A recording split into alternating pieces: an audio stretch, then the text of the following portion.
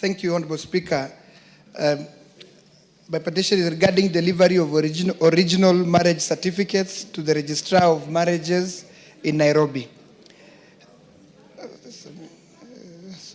Sorry, Honorable Speaker, I just got lost.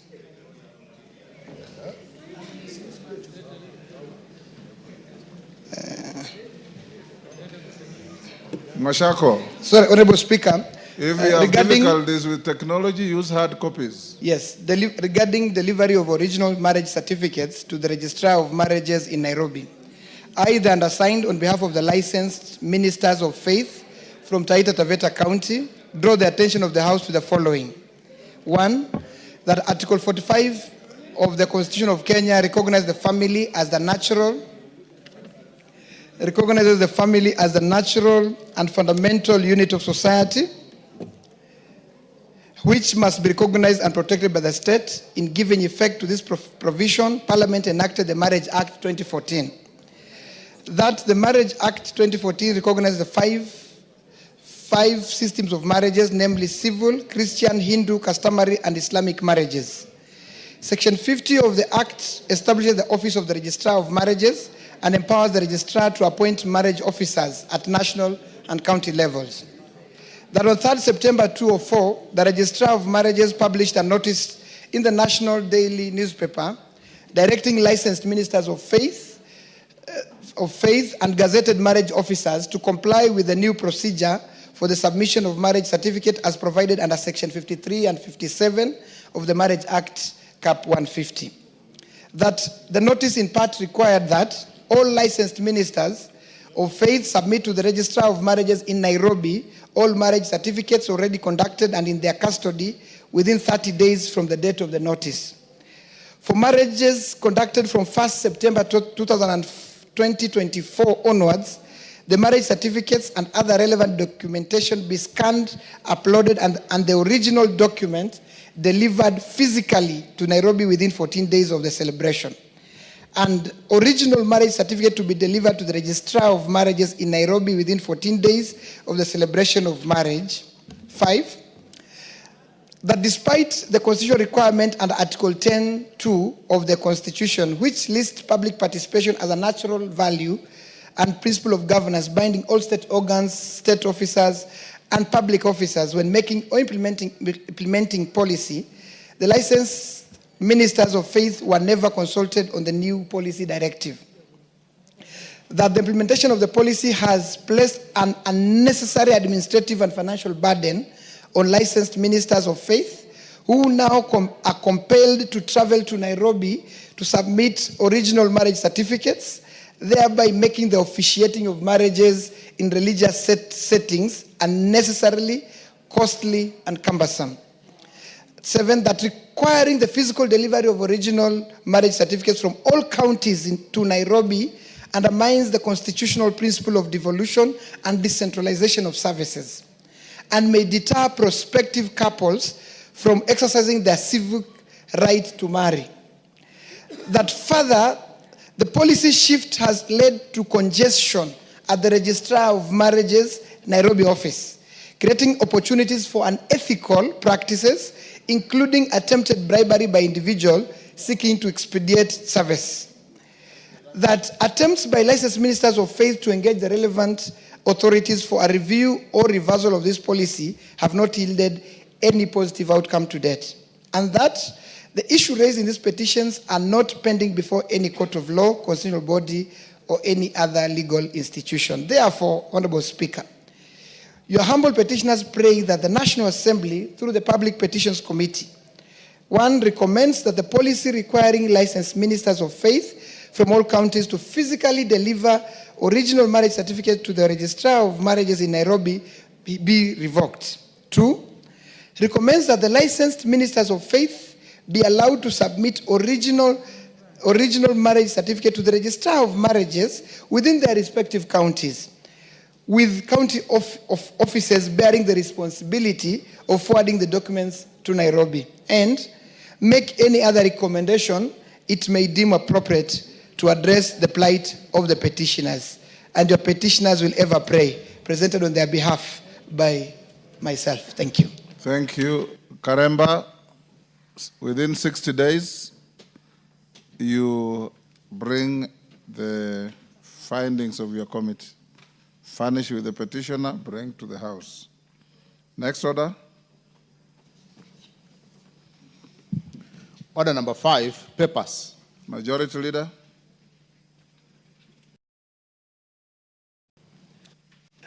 Thank you, Honorable Speaker. Honorable Speaker, I beg to lay the following papers on the table of the House today, Wednesday, October 1st, 2025. Actually, this is the first day of the month of October, Honorable Speaker. So celebrate. The year is ending. Afternoon sitting. Reports of the Auditor General and financial statements for the year ended 30th June 2025, and certificates therein in respect of 1.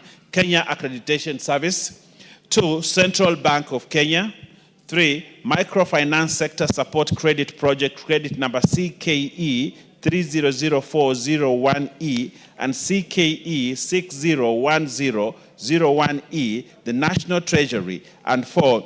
Coordinate implementation of the Population Policy and ICPD 25 Commitments Project, National Council for Population and Development. I thank you, Honorable Speaker, and I beg to lay. Thank you. Before the next order, allow me, members, to acknowledge in the Speaker's Gallery Gathuthuma Junior School from Kirinyaga, Central Kirinyaga, Kamwiru Junior School from Kirinyaga, Central Kirinyaga, Nandi Students Association from Chesumei, Nandi. In the public gallery, we have Sunrise School from Embakasi Central, Nairobi, and Chulungwa Comprehensive School from Mwingi Central, Kitui. On my behalf and on behalf of the House, we welcome the students, their teachers, and those accompanying them to the House. I've been asked by Honorable Mulyungi, 1 minute. You can welcome your students and the rest of the students on our behalf. Thank you, Mr. Speaker. Mr. Speaker, I want to add my voice to welcome all the students who are here in this House to Parliament. Further, Mr. Speaker, I want to welcome my own school, Kilungwa Primary School, in my constituency, Mwingi Central constituency.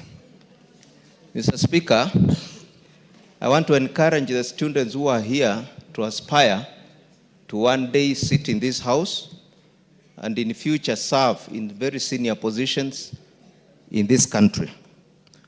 I wish you journey mercies as you go back home and pass our regards to your parents. Thank you. Gitari, 1 minute. Give Honorable Gitari the mic.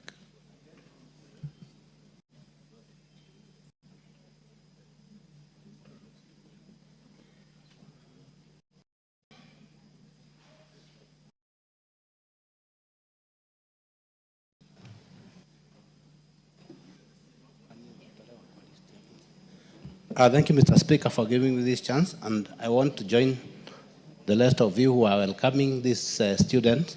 I want to welcome specifically the students from Kamwiru Primary School, where I studied, Mr. Speaker, and the Gathuthuma Junior School, which is a few meters from Kamwiru JSS. And I want to tell them, as I always tell students, they must consider themselves very lucky because, Mr. Speaker, the first time I came to Parliament is when I was elected. But they are coming to Parliament when they are in JSS. Karibuni sana, and I thank you. I submit, Mr. Speaker.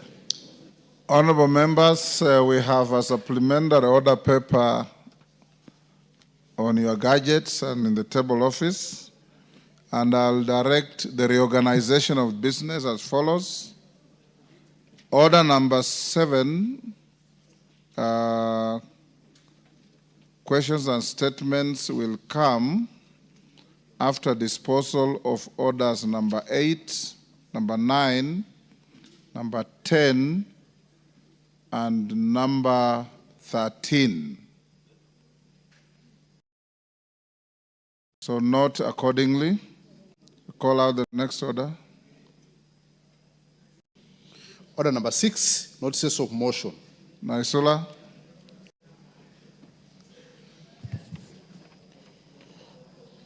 Honorable Speaker, pursuant to Standing Order 33-1, I seek leave for the adjournment of the House for purposes of discussing a definite matter of urgent national importance regarding the alarming rise in cases of femicide and gender-based violence in the country.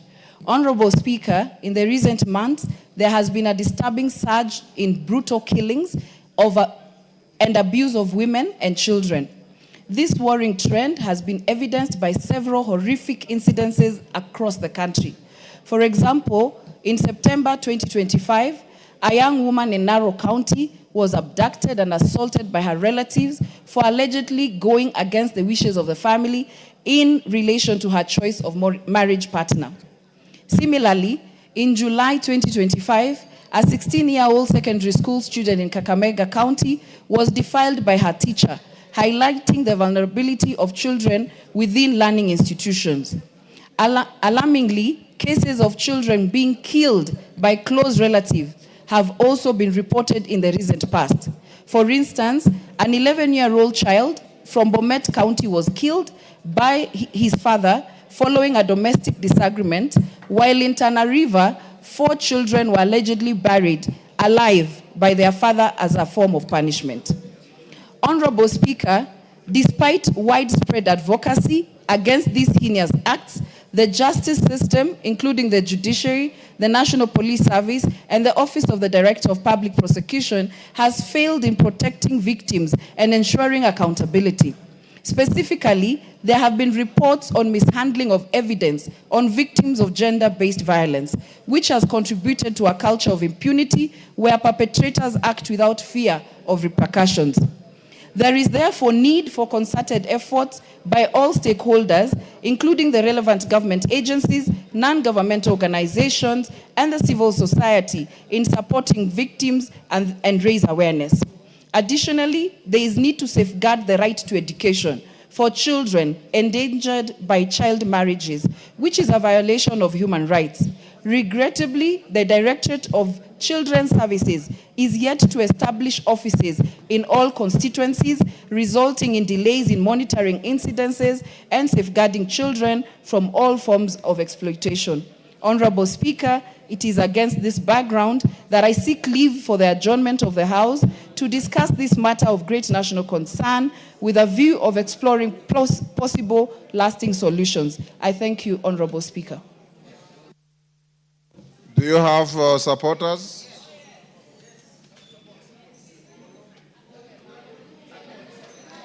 Thank you. You may take your seats. The support is overwhelming. And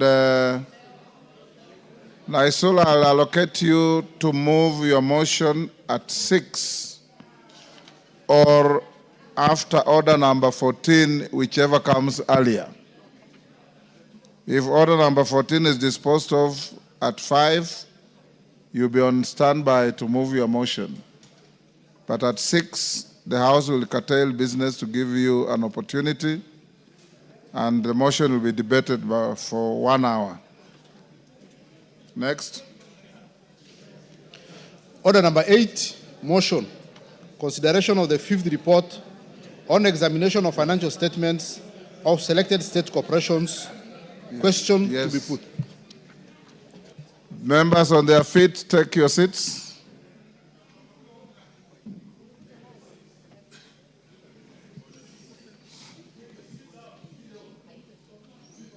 Well,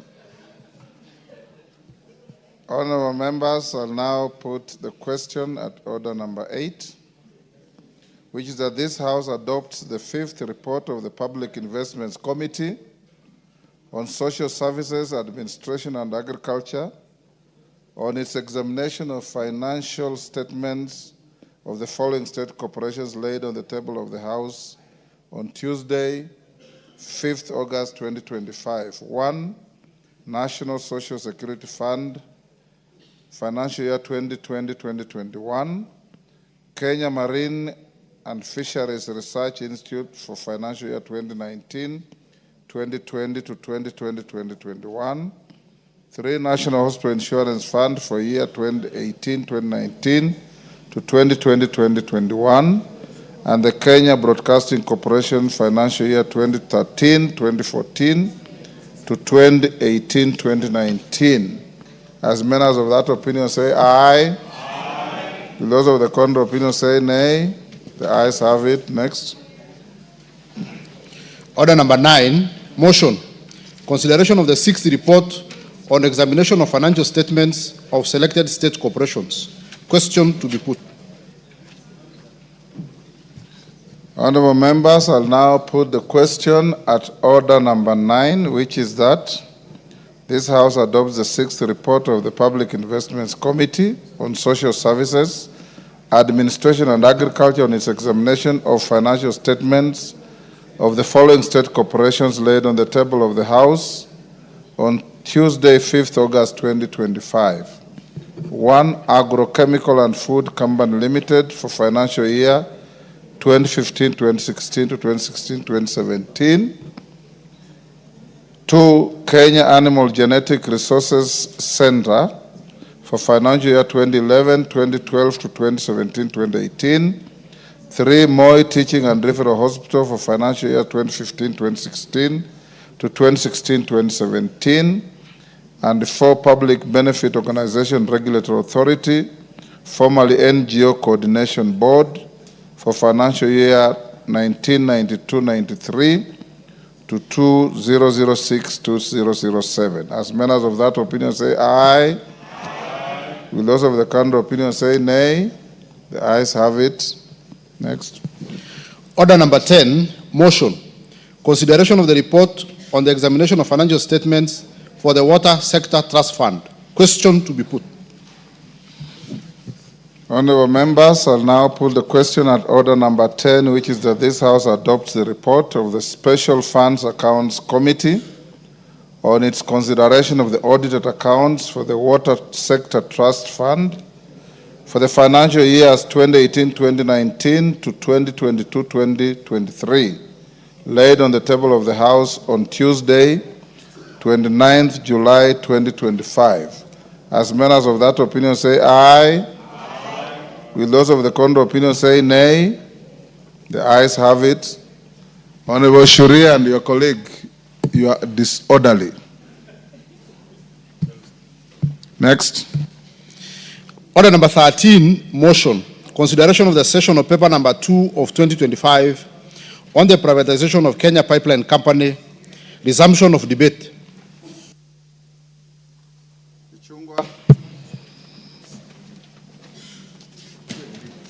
Thank you, Honorable Speaker. Honorable Speaker, I rise to support this motion on consideration of the session of paper on the IPO of the Kenya Pipeline Company that was moved by the chair of the Privatization Committee just before the short recess, Honorable Speaker.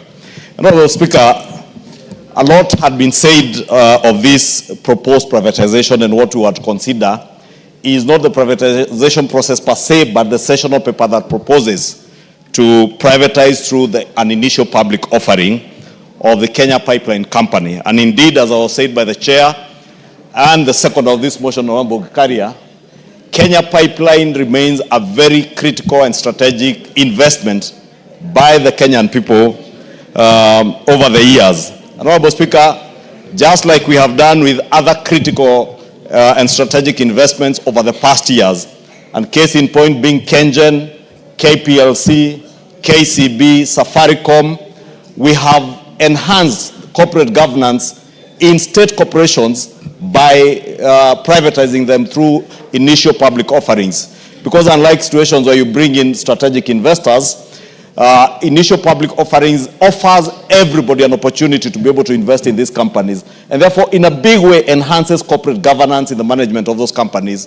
And as the chair said, and as you note from the report that was tabled before this House in their consideration of the session of paper, that one of the key objectives is to inject new corporate governance in the Kenya Pipeline Company Limited, Honorable Speaker, not only to enhance efficiency in the operations of the company, but also to increase its profitability. The session of paper proposes, Honorable Speaker, to privatize 65% of the government shareholding in Kenya Pipeline, and the government will be left with a strategic 35%. And therefore, we will still maintain control, because there is no investor that will come in and take up the entire 65%. That's why I was drawing the difference between bringing a strategic investor. You probably bring in a strategic investor who will take up 65%, and therefore effectively they will have control over that company. But in this case of an initial public offering, Kenya Pipeline will largely still be, the majority shareholder will continue to be the government of Kenya, even as we allow other people, including ourselves, Honorable Speaker. And probably it is high time I invited all of you and Kenyans to start saving in preparation of buying shares in this company. And I can tell you, as an investor in the stock exchange market, this will be and is a very good buy.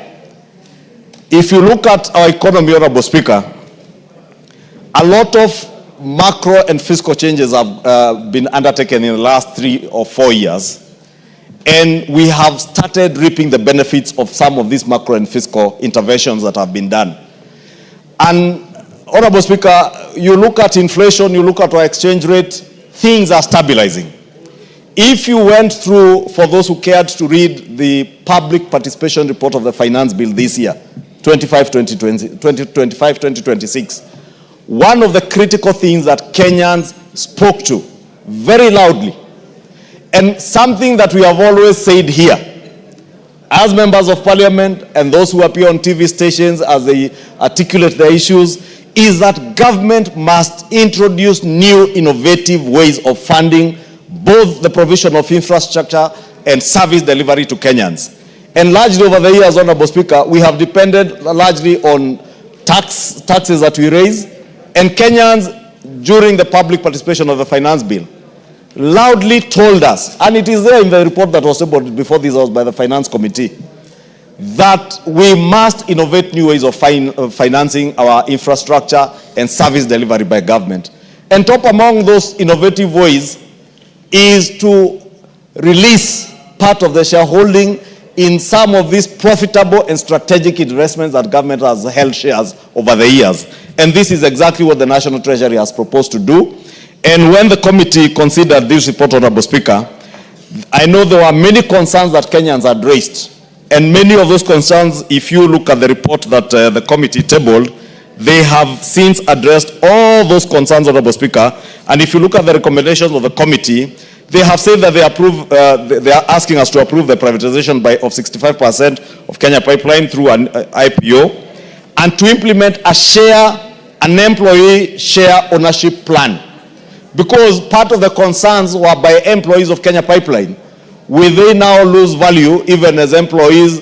Are there people who will lose jobs? And you are telling the Kenya Pipeline employees, many years ago when Kengen was privatized, or KCB, or Safaricom, the Safaricom of before privatization was a very small company, employing very few people. The Safaricom of today, having gone through privatization, is a behemoth of an organization that is serving not just Kenyans, but also Africans in this region and many people around the world. Safaricom through M-Pesa has become a hallmark around the world. And many countries are having to copy the innovations and technology that has come from Safaricom. And this is what comes with enhanced corporate governance when you privatize an institution like we are proposing.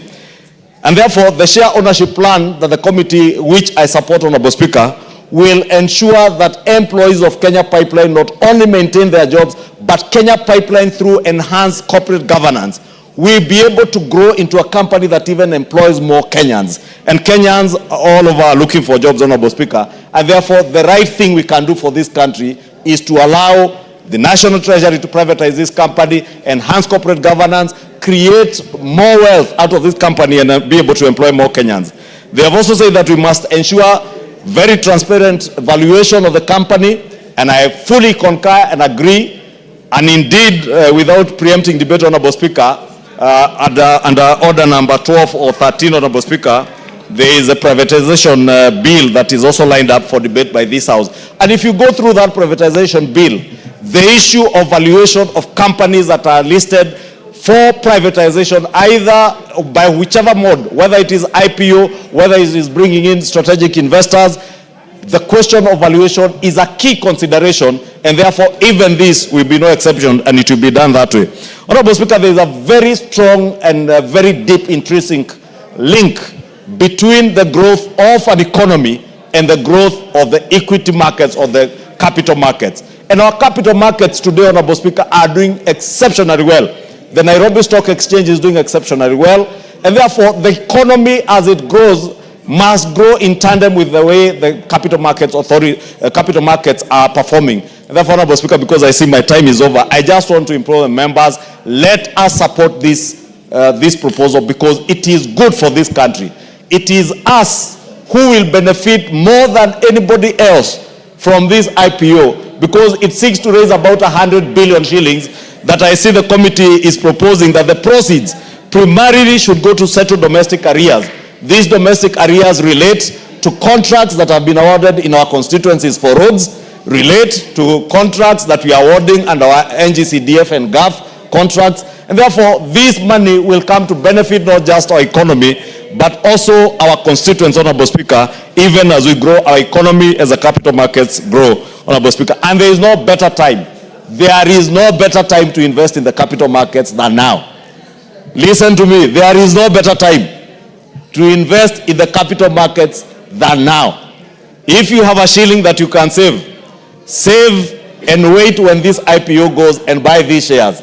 And you will live to remember my advice today, Honorable Speaker, because I have a colleague here who I advised to buy some shares of a bank a few months ago, and they told me you are wasting your money. And now, as I smile all the way to the bank, they are always on my door asking me for for something. Therefore, please, nobody should come asking anybody for anything. If you have money to save and invest in this IPO. This IPO will be the best welfare you can bequeath to your children and the people of Kenya. With that, Honorable Speaker, I beg to support and ask all of you to indeed support this session of paper to allow us to be able to progress and move on and even be able to raise money for the budget process. The budget that we passed here that factored in these 100 billion shillings, and I project this money will be more than 100 billion. In my own estimation, I can foresee a figure of 150 to 200 billion. What better reward can we give to the Kenyan people than raise 150 to 200 billion for them over Christmas? Thank you, Honorable Speaker. I beg to support. Thank you, Majority Leader, for those very clear contributions. Honorable members, allow me to welcome a group of students who are on a visit of the House of Parliament. They are seated at the Speaker's Gallery. This is Metkei Girls High School from Keio, South Elgeyo Marakwet County. This is a group of 6 top performing students from that school and from that county. They are indeed welcome to the House of Parliament to observe the proceedings during their learning tour. The Honorable Benjamin Lagat,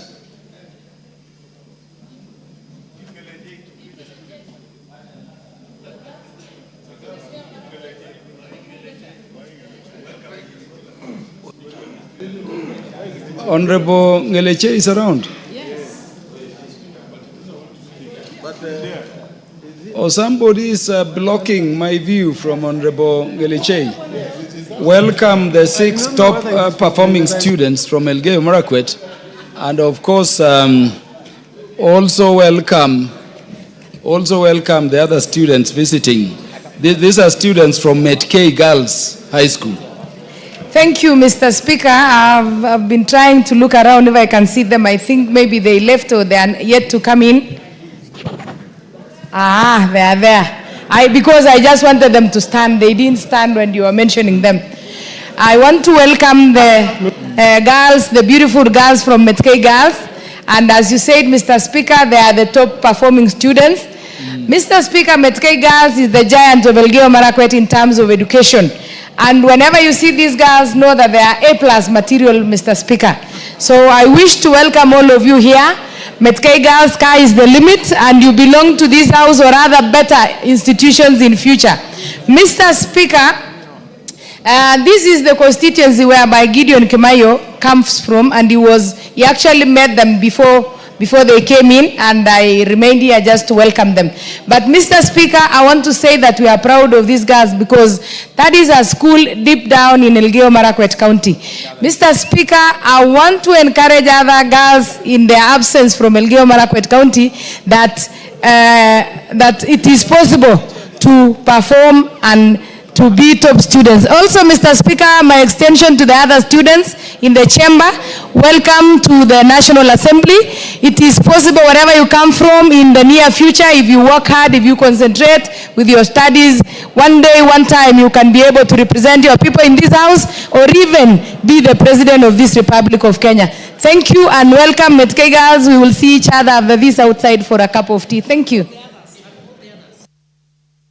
Thank you very much, Honorable Ngeleche. The students are welcome to this house where we make laws, we oversight government, and we budget for the country. The Honorable Benjamin Lagat will now proceed. Mr. Speaker, thank you very much for giving me this opportunity to contribute to the approval of... We are not dealing with the privatization bill. I am aware, Mr. Speaker. Yes, proceed. I am aware. Mr. Speaker, thank you for giving me the opportunity to contribute to this approval of a sessional paper on privatization of Kenya Pipeline, Mr. Speaker. Mr. Speaker, I want to thank the committee for the job well done. They have engaged the public and they have allayed the fears, Mr. Speaker, which the Wananchi heard. Secondly, Mr. Speaker, I think we already have very good examples of successful companies which were privatized by government of Kenya, Mr. Speaker. And as majority leader said, we have KCB, which is doing very well, Mr. Speaker. It is in the hands of Kenyans. Mr. Speaker, we have the biggest company called Safaricom, Mr. Speaker, which has done a lot of innovations when it was privatized, Mr. Speaker. So I would even say, once we privatize Kenya Pipeline, Mr. Speaker, there will even be more innovations, there will be more services, and the company will grow, Mr. Speaker, to a level that will employ thousands and thousands of Kenyans, Mr. Speaker. So, Mr. Speaker, they say it is not a business of government to do business. So the more the government releases companies that do business, Mr. Speaker, the more it can be able to focus on delivery of services, Mr. Speaker.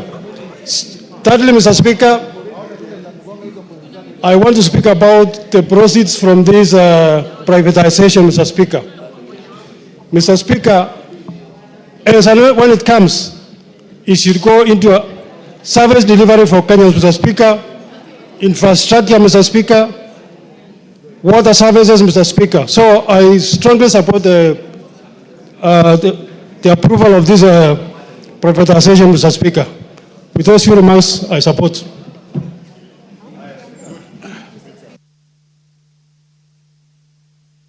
The Honorable CPA Julius Ruto. Thank you so much, Mr. Speaker. I want to rise to support this particular motion on discussion of privatization of Kenya Pipeline. And speaking from the point of my professional understanding and undertaking, Mr. Speaker, governments of the day, like any other persons who can own assets in his own capacity, has got a right at any given time to exercise his own assets and property. Most of these government assets that we have in Kenya were placed there or were established using taxpayers' money. Of course, it has been serving the purpose and the intended purpose it was meant for. Some of them was to provide services or to compete the private sector in the sense that the citizens would be able to derive services and supply of goods in a reasonable, favorable price.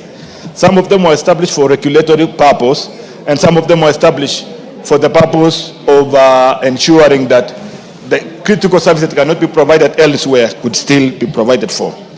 What is being discussed here is very fundamental, Because, Mr. Speaker, as we talk now as a country, Kenya as a sovereign, we have a responsibility to manage our fiscal space.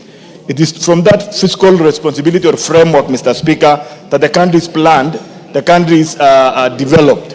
The country expenditure is able to be measured, to be forecasted, and to be predicted. Where we are now, looking at the level of debt liability, debt services that we have to service. If you look at our budget structure, Mr. Speaker, one of the components that is critical there is the consolidated fund service, where at the moment we are doing more than $1 trillion. It's almost 1.2 trillion. These are the money that are given first charge whenever the budget is being expended. Whether we collect nothing or whatever we collect, when you sit down as a CS or cabinet secretary to plan the expenditure, the law mandates or commands that the first charge will be to dispense the liability on the debt. What we are talking about now, Mr. Speaker, what we are discussing now in this particular scenario is a way that we want to relieve our fiscal framework that is choked, that has been stressed, that has been oppressed, allow me to use that word, because of the obligations that are maturing day in, day out. These are most of the debts that were taken way back. Development of it has already been dispensed upon. Whether they are still alive or they have died, they have already been dispensed upon. But since it is important and it's an obligation, it is imminent for any government to deduce and to look for resources to discharge that liability. So this government has that responsibility. When now it comes to a point of looking for resources, we've borrowed enough. We even struggle to borrow. Sometimes we struggle even to meet some unnecessary conditions to get the space to borrow, because we cannot raise our taxes looking at the way our economy is. And whenever we want to raise, looking from the VAT, looking from the income tax, it's only on timely basis or periodical basis that we're able to cover part of our budget. So what is available now is either you borrow, and if you don't borrow, what do you have? Dispose what you have to relieve yourself, have something to spend. Like any farmer who rears cattle, I'm sure there are nomads here, there are cattle keepers here, like Makelab and the rest. So when it gets to a point you want to pay your school fees, who denies you to sell your cow to pay the school fees for your child? It is value for your child to go to school, and it is your responsibility. And the resources you have is your cows. So this government has got an agenda to do. It wants to pay off some debts. It wants to develop the country, and the asset it has within its disposal, he has a right to exercise them to generate the revenue. Number two, Mr. Speaker, there is something we cannot ignore. The aspect of transparency and inclusivity. Remember, this constitution has provided a mechanism for Kenyans to participate.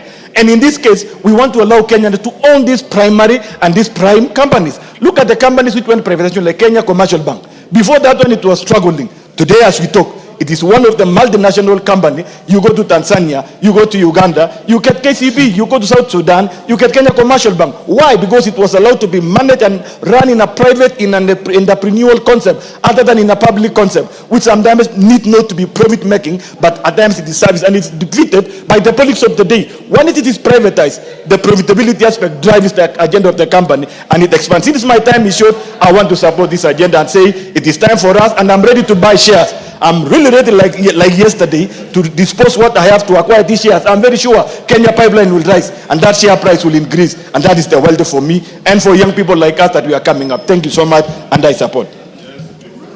The Majority Whip, the Honorable Silvana Susuru. Thank you very much, Honorable Speaker. Honorable Speaker, I also want to vehemently support this session of paper and congratulate the committee for a job well done. Honorable Speaker, much has been said about investment and matters to do with the stock exchange, Honorable Speaker.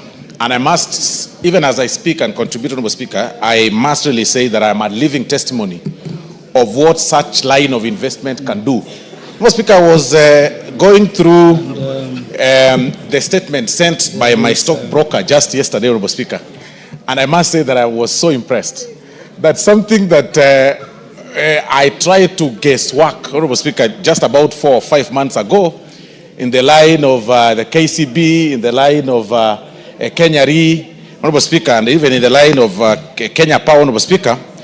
The statement that I saw really mesmerized me, and really, and it's about time, Honorable Speaker, that we think through this line I do not know why the member for Laikipia Honorable Speaker is so excited. I think she will be escorting me all the way to the bank.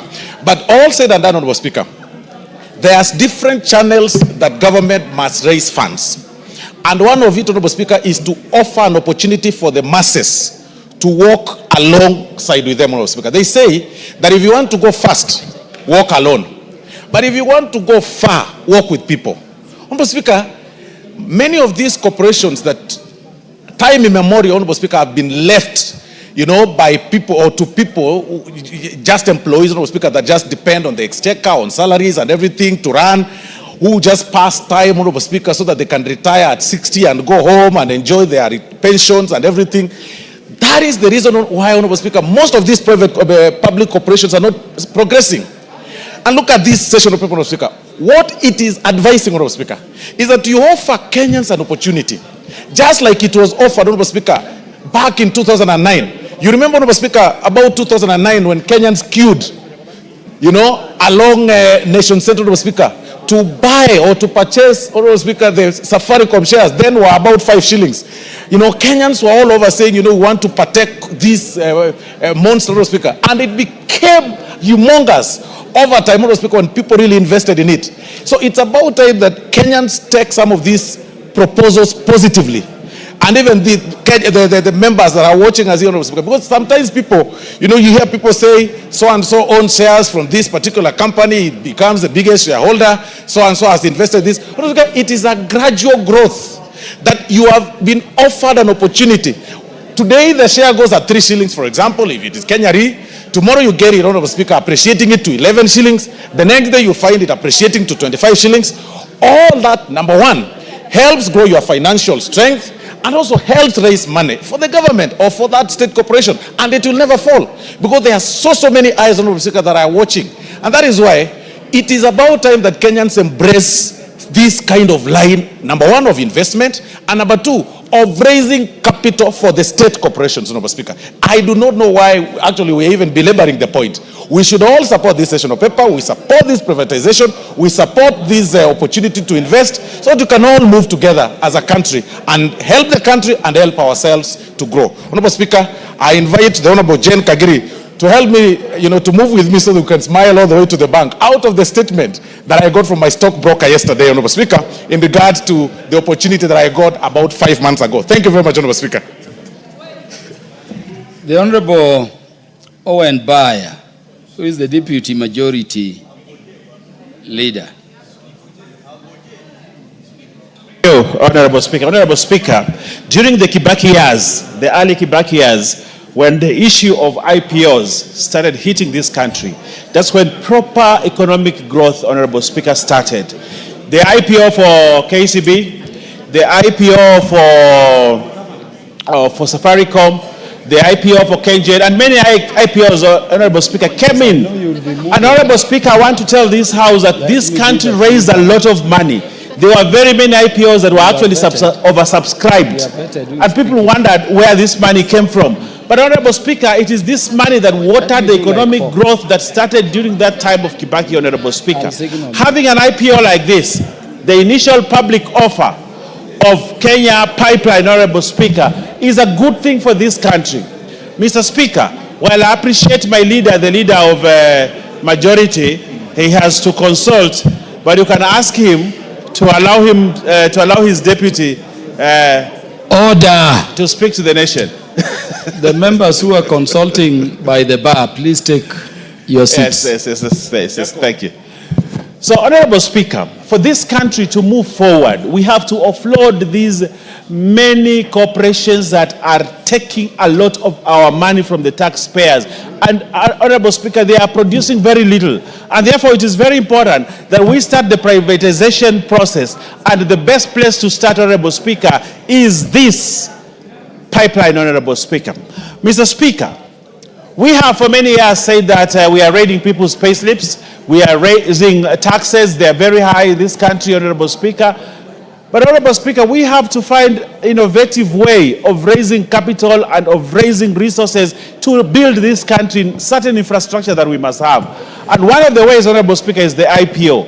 And looking at the amount of money, Honorable Speaker, that we are trying to raise for this IPO, Honorable Speaker. It is time that we allow this government to offload some shares out of Kenya Pipeline, Honorable Speaker, and therefore we use that money to ensure that we develop some of the things that we must have, Honorable Speaker. Honorable Speaker, the proposal seeks to privatize up to 65% of the government's shareholding in KPC via an IPO, with government retaining at least 35%. And I think that is fair, Honorable Speaker. Government will still hold KPC. They'll still have 35% share. Probably, Honorable Speaker, government will still be the highest shareholder within, and therefore we are not losing KPC, Honorable Speaker. Mr. Speaker, like the leader of majority said, we budgeted for 100 billion shillings in the budget.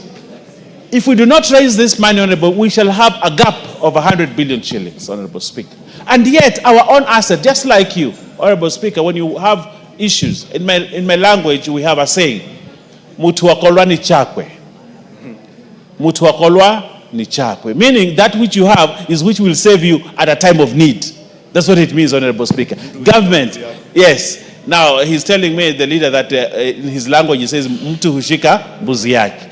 Government has KPC, Honorable Speaker. It is this KPC, Honorable Speaker, that government must hold on at a time like this to raise funds, to raise capital, to raise resources, to take care of the many needs that we need. Honorable Speaker, you go out there, the Coast region, for example, does not have a level 6 hospital. A level 6 hospital. Where will we get money in bulk to build a level 6 hospital? This is the entire coast. The entire coast does not have a level 6 hospital that goes up to Northeastern. You understand, Honorable Speaker? Now, where will we get money to do this? Honorable Speaker, we need roads. Roads that will open up the economy of this country, Honorable. Where will get, do we still want to go back to China to borrow money? Do we want to still deal with the rogue IMF, Honorable Speaker? Do we still want to deal? We have our own assets that we can dispose, get money, and allow Kenyans to own those assets. Honorable Speaker, when you hear people talk, it is as if this KPC is being given to other people. Kenyans will own this KPC. When it makes profit, the money will still come back to Kenyans. Honorable Speaker, it is with these many words, Honorable Speaker, that I support the privatization of KPC. It should be offloaded, Honorable Speaker, allow Kenyans to own it, and Honorable Speaker, we make progress as a country. I thank you, Honorable Speaker. The Honorable Dr. Wilberforce Oundo. Thank you, Honorable Speaker. And I want to be very clear from the onset, and I like what seems my colleagues are alluding to. What we are dealing here is a sessional paper. Our report on the sessional paper is not privatization proceedings in respect to privatization of Kenya Pipeline. I think people need to read. So when I hear already my colleagues jumping the gun, postulating, imagine how they build level 10 hospitals and the rest, it causes a lot of confusion. And that's why we lose the debate in a house like this. Owen Barr, being a seasoned member, should have told the country very clearly. This is a report of sessional paper that proposes. So, Honorable Speaker, number one, we need to go on record. Government has got no business in business. That is the position all over the world. Government has no business in a business. Number two, privatization to unlock value is a good idea all over the world. Number three, we have had privatization process in this country that have ended well, but some have ended up very badly. And one of them is the Webuye Pan paper, where the company was sold for so by some powerful people, went and ripped off its assets and walked away. We have even case of KCC that was sold, and it took the intervention of President Mwai Kibaki to buy it back. Honorable Speaker, another classical case of failure is being authored here today. Another classical case of plunder and theft is being authored here today. Honorable Speaker, in policy number 7, we are told there is some amorphous people who claim money out of Kenya Pipeline. We have not been told who are they, how it occurred, and what remedy was taken to punish those who oversaw the plan of these resources. You are told they're spending lawsuits amounting to 5.7 billion. Your guess is good as mine. Who are the claimants? Who are the lawyers? And who are the brokers in this matter? And who are the judges going to be bribed so that they can pass judgment early enough so that when the billions come, their first charge, they are paid. Honorable Speaker, secondly, we are being told the Zakem case. All of us who have been here know the Zakem case. They know who authored the Zakem scandal. They are working scot-free in this country. None of them has ever been brought to book. We are selling, stripping public assets to pay crooks who are already in bed by people who are in government at the moment. Honorable Speaker, we are told the number D, potential of loss of public funds amounting to 192 billion. Yet whoever perpetuated this, we have not been told where they are. Honorable Speaker, to sell an asset, to pay pending bills, which have not even been verified, which have been accumulated deliberately, is foolhardy. For how long will you keep on selling assets to pay pending bills and loans we accumulate every day to do non-productive activities?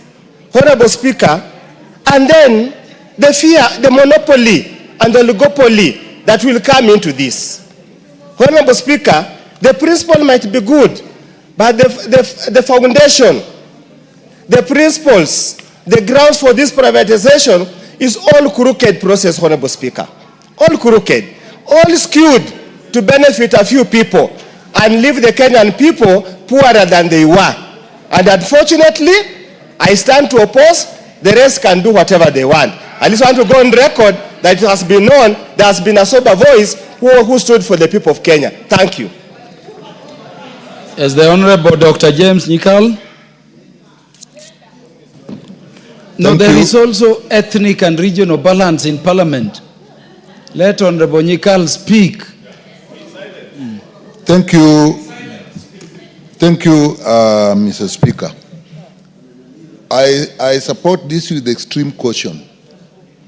The principle of selling assets and making them private so that they are run in a private way and not by government is good. However, in our circumstances, if you look at a summary of the sessional paper that is put, that actually attached to the order, to the supplementary order paper, the whole thing is actually going to rely on what the Commission of Privatization does. There are a lot of questions that have been put what it should do. If you take number 7 that Honorable Oundo has been talking about, if the Privatization Commission does not actually clearly say what is said in Part 7, the pending bills, some of them are actually lawsuits. So we may actually be getting money to pay lawyers and we do not know what these lawyers were defending. Some of them are in what is involved in this Zakem. We are not quite clear what really happened in those Zakem lawsuits. And if you look at what this summary says, in 3, is that actually this is a strategic company. So if it works, it's fine. Should it not work, then it actually will be a disaster to the country. What does pipeline do? It is actually the transportation and the storage of oil. Oil is what the country actually runs on. In our transport system, if oil is not handled well, you are done. Whether you are transporting people, whether you are transporting goods.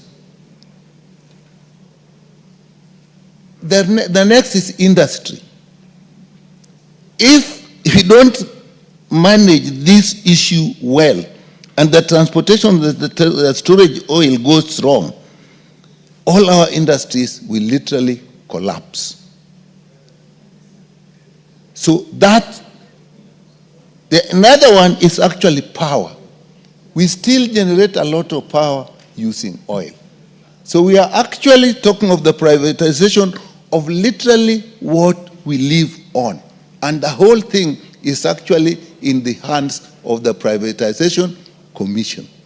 That is what this parliament is doing today, handing it, what I will call the welfare of the country, into the Privatization Commission. I don't see what we have put in place to actually protect us.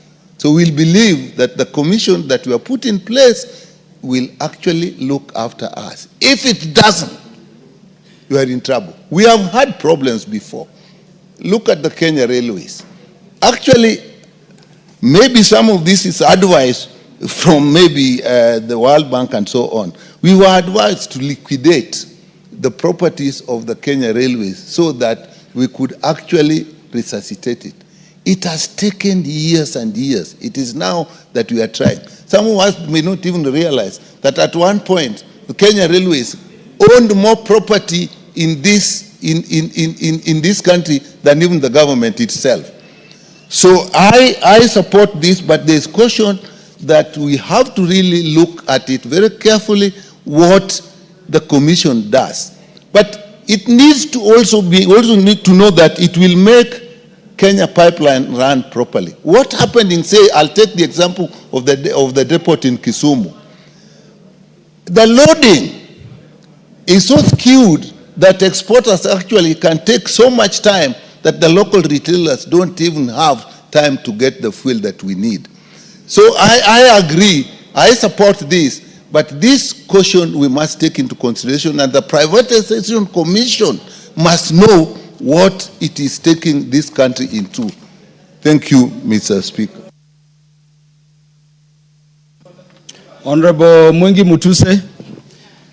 Honorable Mwengi Mutuse, before you make your contributions, let me welcome students from Kithimani Primary School, Yata constituency, Machakos County, who are in the National Assembly this afternoon in the public gallery to observe our proceedings. You are welcome to the House. What is the point of order? Honorable Speaker, I wish to raise an standing order number 95, considering the immense contributions on this debate, and also the next agenda also talks about privatization. I wish to request that the mover is called to reply.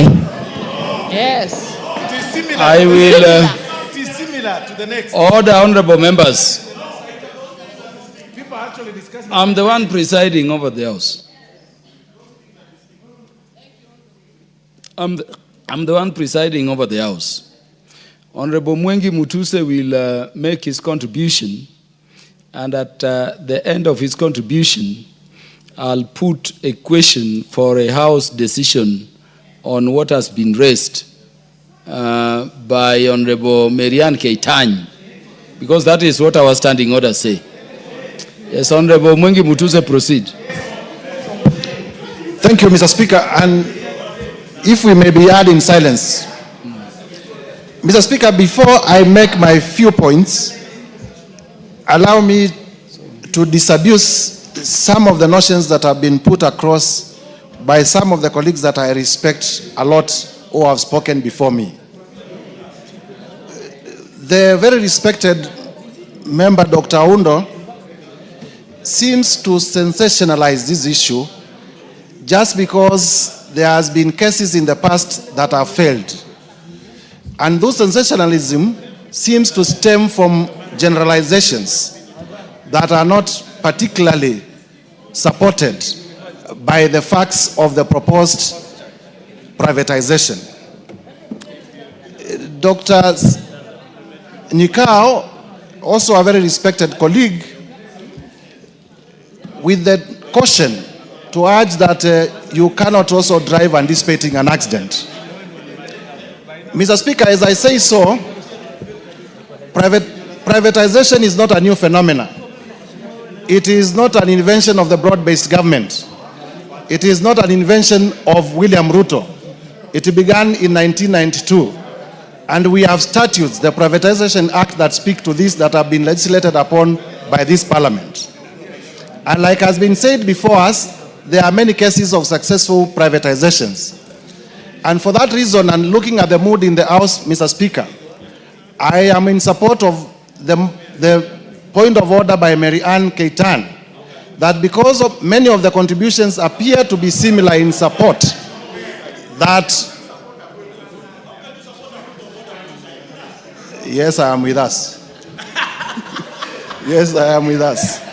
So that if it pleases you, Mr. Speaker, that the mover may be called upon to reply and that we are given a chance to contribute in Standing Order number 14. I thank you, Mr. Speaker. Order, honorable members. This decision is yours to make, not the Speaker's. Honorable Marianne Keitan, standing under Standing Order number 95, has requested that a question be put, that the mover be called upon to reply, and I so do. Will as many as are of that opinion say aye? Aye. Will as many as are of the contrary opinion say nay? Nay. The ayes have it. Yes, so mover. For those who wanted to talk to this matter, the next motion will be about the privatization bill, and we can elaborate more on those ideals. Yeah, mover, proceed. Thank you, Honorable Speaker. Honorable Speaker, I rise to reply, and first allow me to extend my sincere appreciation to the House. Under your able leadership, I also wish to thank my co-chair, the chairperson of the Departmental Committee on Energy, and indeed all the members of the two committees for the dedication and support they have demonstrated throughout the consideration of this report. Honorable Speaker, it's our expectation that the National Treasury will undertake the listing with the highest degree of transparency and integrity. We further urge that deliberate measures be put in place to ensure that ordinary Kenyans have the opportunity to participate in this IPO. These include effective marketing, accessible public communication, and affordable financing mechanism that empowers citizens to acquire shares. In this way, we will promote equitable ownership and ensure that the benefits of privatization are broadly shared across the nation. With those many remarks, Honorable Speaker, I beg to reply.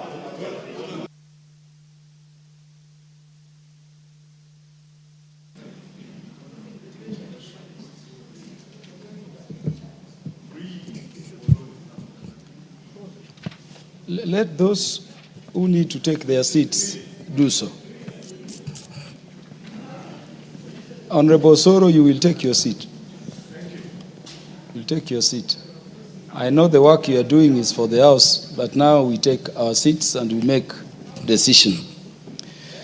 Yeah, so honorable members, I now put the question that this House adopts the joint report of the Departmental Committee on Energy and Select Committee on Public Debt and Privatization on the consideration of the sessional paper number 2 of 2025 on the proposed privatization of Kenya Pipeline Corporation Company Limited, laid on the table of the House on Thursday, 14th August 2025, and 1, approves sessional paper number 2 of 2025 on the privatization of Kenya Pipeline Company Limited, and 2, makes policy resolution as contained in the schedule to the order paper.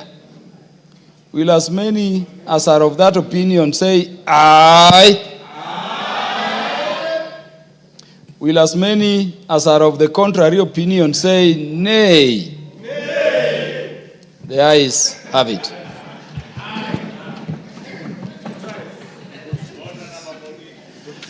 So, would the majority leader approach the speaker?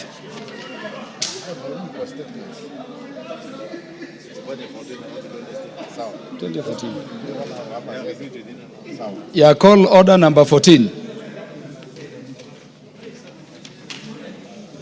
Next order. Order number 14, the privatization bill, National Assembly Bill number 36 of 2025, second reading. Mover, the leader of the majority party. Thank you, Honorable Speaker. Honorable Speaker, I beg to move that the privatization bill, National Assembly Bill number 36 of 2025, be now read a second time. Honorable Speaker, by way of introduction, it's important to note that this is a very critical legislation or legislative initiative that presents a very conscious recalibration of our approach as a nation to the privatization of state-owned enterprises. Honorable Speaker, as you correctly alluded to, even the order that we have just concluded on order number 13, those who have not had the opportunity to contribute under this bill is also an opportunity to say what we may have to say about the privatization of state-owned enterprises. This bill is a direct response to constitutional and public governance imperatives and reflects lessons that we have learned from recent judicial determinations concerning the previous legal framework, Honorable Speaker, because as members, you remember, we did pass the Privatization Act of 2023, and Honorable Speaker, the Privatization Act of 2023, which intended to replace the older Privatization Act of 2005. And when we intended to modernize our privatization process, the act was challenged immediately. We passed it in court by a judgment that was delivered on September 24, 2024, in the case of Katiba Institute and others versus the Speaker of the National Assembly and others. The High Court declared that the Privatization Act of 2023 was unconstitutional, null and void. And the court found that Parliament had failed to conduct meaningful public participation and had undermined constitutional values of transparency, separation of powers, and legislative oversight, especially regarding sensitive decisions to divest state assets without parliamentary approval. And therefore, the decision restored the legal environment to the status quo that was there, therefore reverting to the 2005 Act. And this bill, therefore, Honorable Speaker, seeks to address the issues that were raised by the court. And indeed, I must take this opportunity to thank the chair of the Privatization Committee, the Honorable Shurie, and his committee for the very meticulous work that they put in to ensure that they addressed each and every of the issues that were raised by the court, and especially around the issue of public participation. And this bill has been drafted in a way that it bridges all those gaps that were identified and lays a very good foundation for a constitutionally grounded privatization framework for the country to move us forward. It once again establishes the Privatization Authority, as was there in the 2023 Act, as a professional and independent body tasked with advising the government on privatization matters, and also preparing proposals for privatization and overseeing the implementation of such privatization processes. Unlike its predecessor, or the bill of 2023, this bill enshrines robust parliamentary and public participation safeguards, restoring the National Assembly's oversight role, and reinstates the requirement for parliamentary approval, not merely executive notification, before any privatization process can proceed.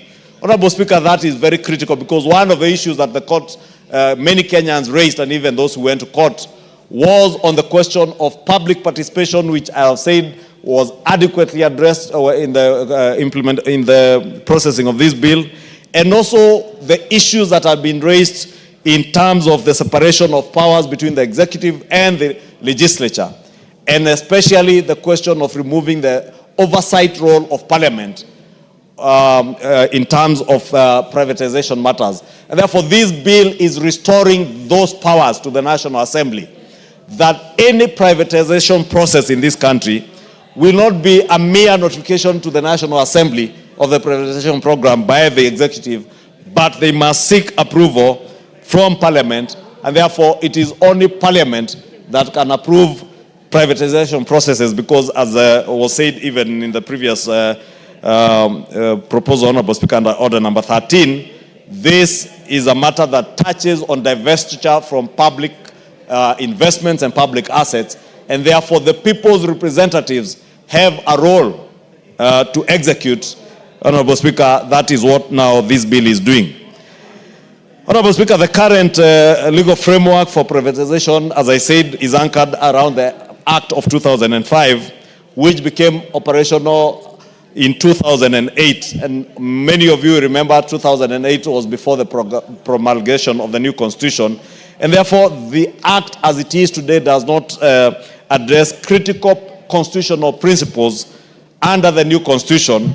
And we have therefore worked, and I must thank the committee again because they ensured that this bill is in tandem with the 2010 constitution, unlike the 2005 Act, which is not in tandem with the new constitution. Honorable Speaker, another key strength of the bill is the emphasis on transparency and inclusivity. As I mentioned, Honorable Speaker, there were issues raised on inclusivity of the public in matters privatization, in the matter that was in court. And the bill is now mandating consultations with affected stakeholders during the preparation of privatization programs, public gazettement of approved programs. Therefore, you must engage with the relevant stakeholders. If, for instance, you want to privatize a company or any state corporation, you must engage with the stakeholders in that industry beforehand. And also gazette, in the public gazette, the approved privatization programs and publication of key details of completed transactions.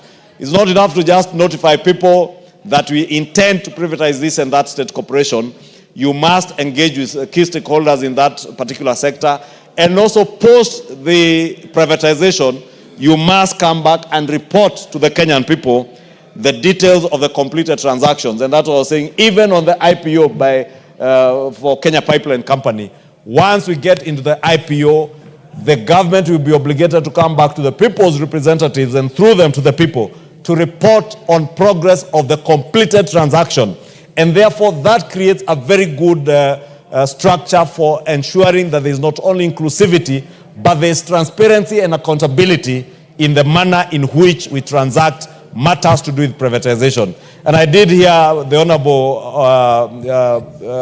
Oudo, the member for Funyula, speak at length. And you know it's good to speak to the gallery, Honorable Speaker, in this house, because we are not in a church, we are in a house of parliament, there is politics, and it's good for the Honorable Oudo to speak to the gallery and excite those that he seeks to excite. But facts speak better than the speaking to the public gallery. Facts as are the laws that we are enacting today, the legislative proposals before us, whether it is that session of paper that we have just approved, or this privatization bill, the matter of inclusivity, transparency, and accountability have become cardinal in these laws. And how I wish Honorable Oudo was here to contribute to these issues. I can see him walking back, so that he can articulate the issues he was articulating now, because they are very well stipulated in these bills. And I was thanking Honorable Oudo for speaking to the gallery, speaking to the people of Funyula to see that he's indeed a doctor who can speak good English. But the good English is also the good English that has been put in this legislative proposal that ensures that the things, Honorable Oudo, is good you are here, that you are speaking to, issues touching on transparency, inclusivity, engagement with stakeholders, ensuring there is accountability, and beyond the process, coming back to report on the completed transaction.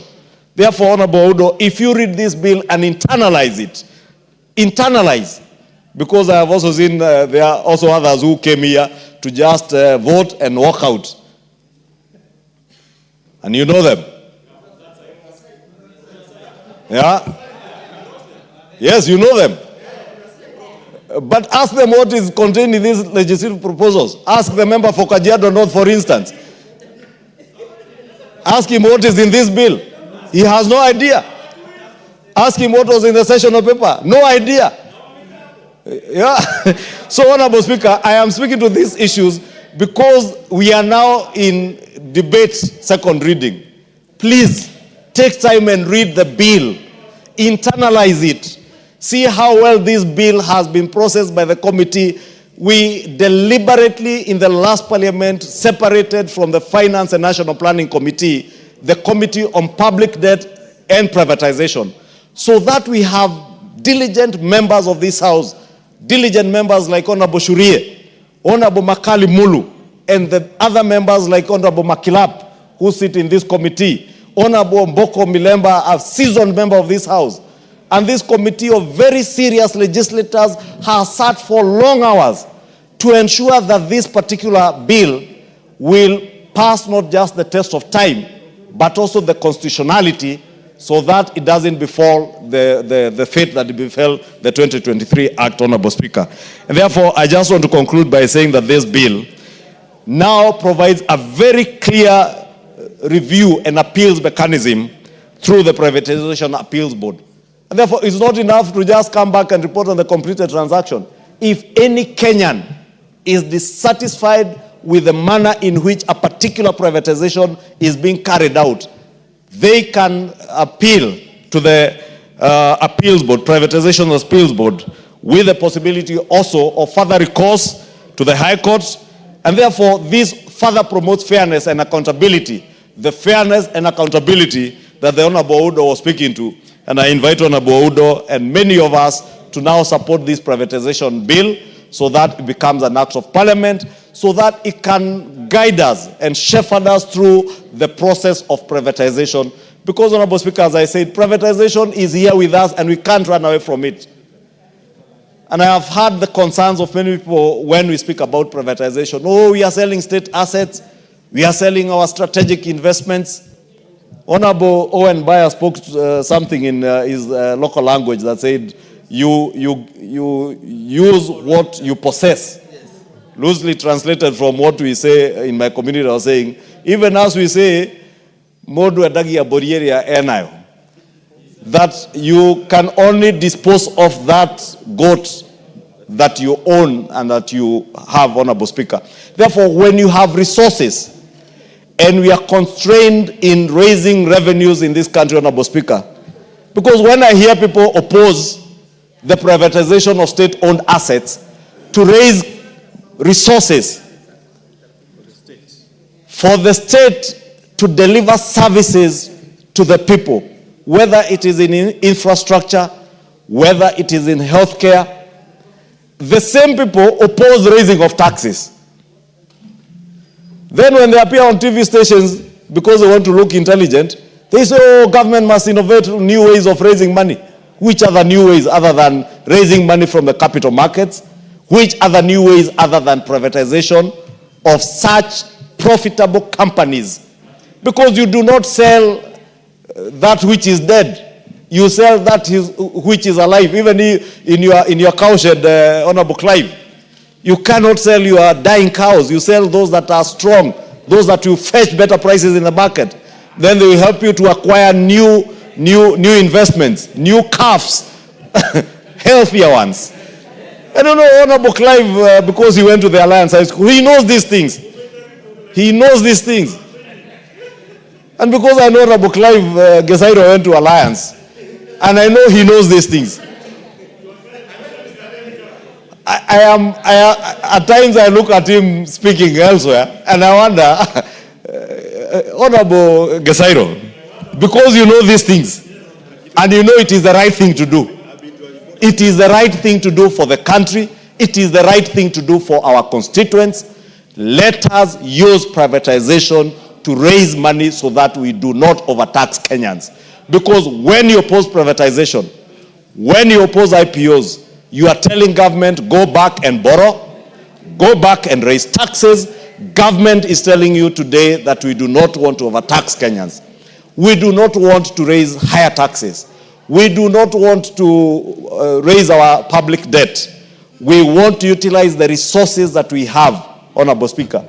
And you know, the savings that we have encouraged, and again, Honorable Speaker, it speaks to the issues that we are speaking about. about 6 years ago, when we amended the NSSF Act to ensure that we encourage the savings culture, many people at that time opposed it, and you remember even people went to court. Today, we can see the benefits of having entrenched that savings culture in NSSF.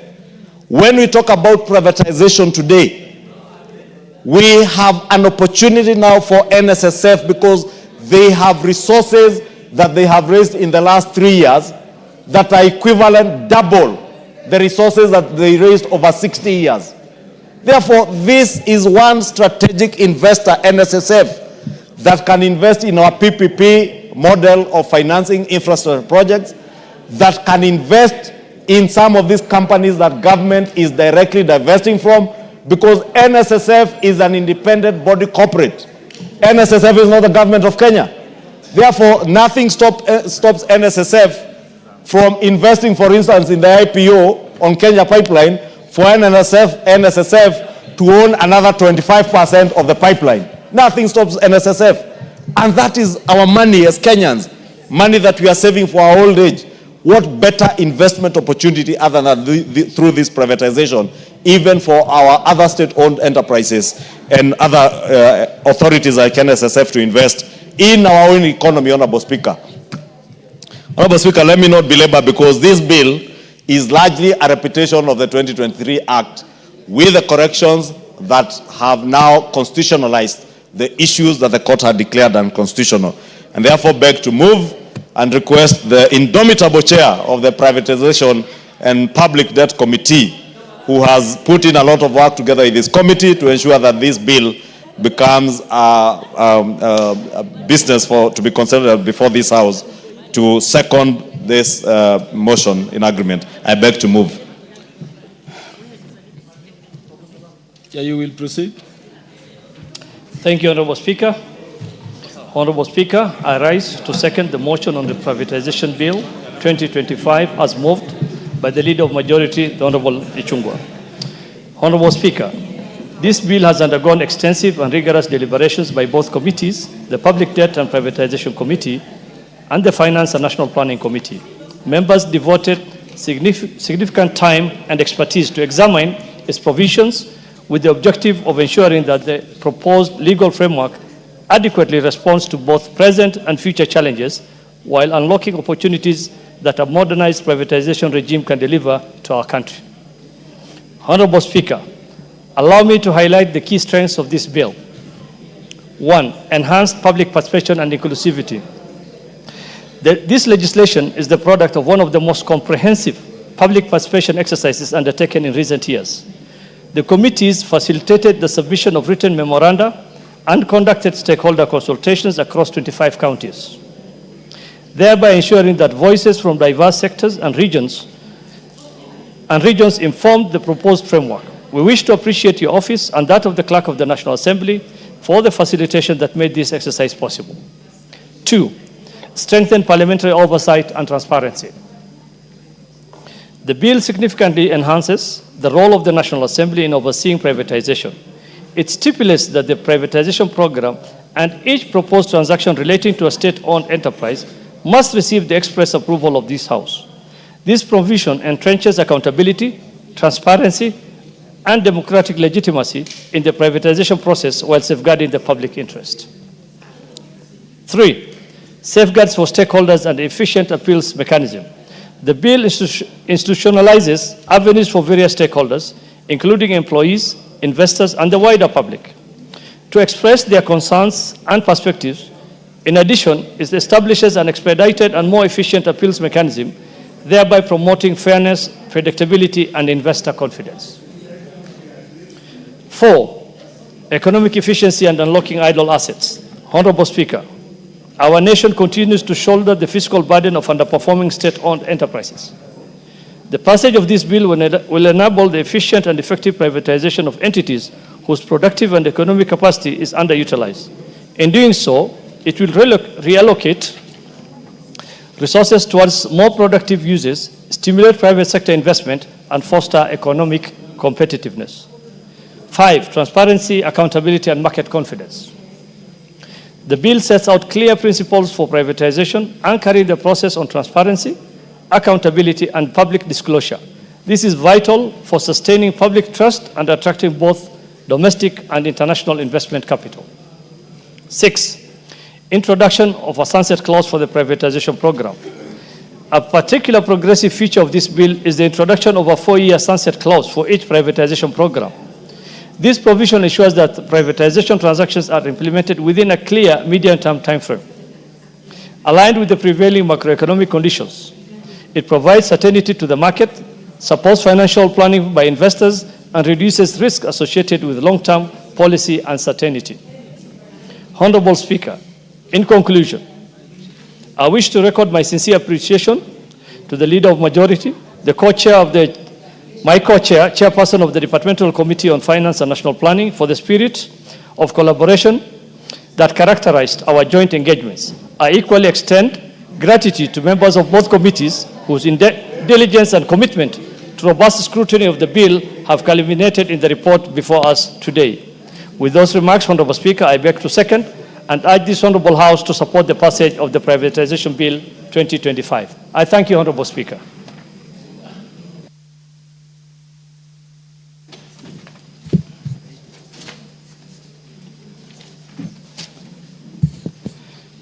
Order, honorable members. Honorable members, I now propose the question the Privatization Bill, National Assembly Bill number 36 of 2025, be now read a second time.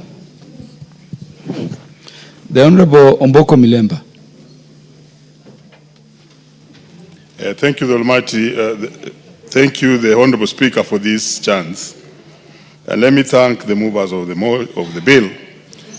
On privatization, Honorable Speaker, privatization is a process that is very vital for this country. And it comes from the fact that we have had state-owned enterprises, and there are many. Originally, they were called the parastatals. And they were created for a purpose. The purpose for which they were created, some of them has now outlived their existence.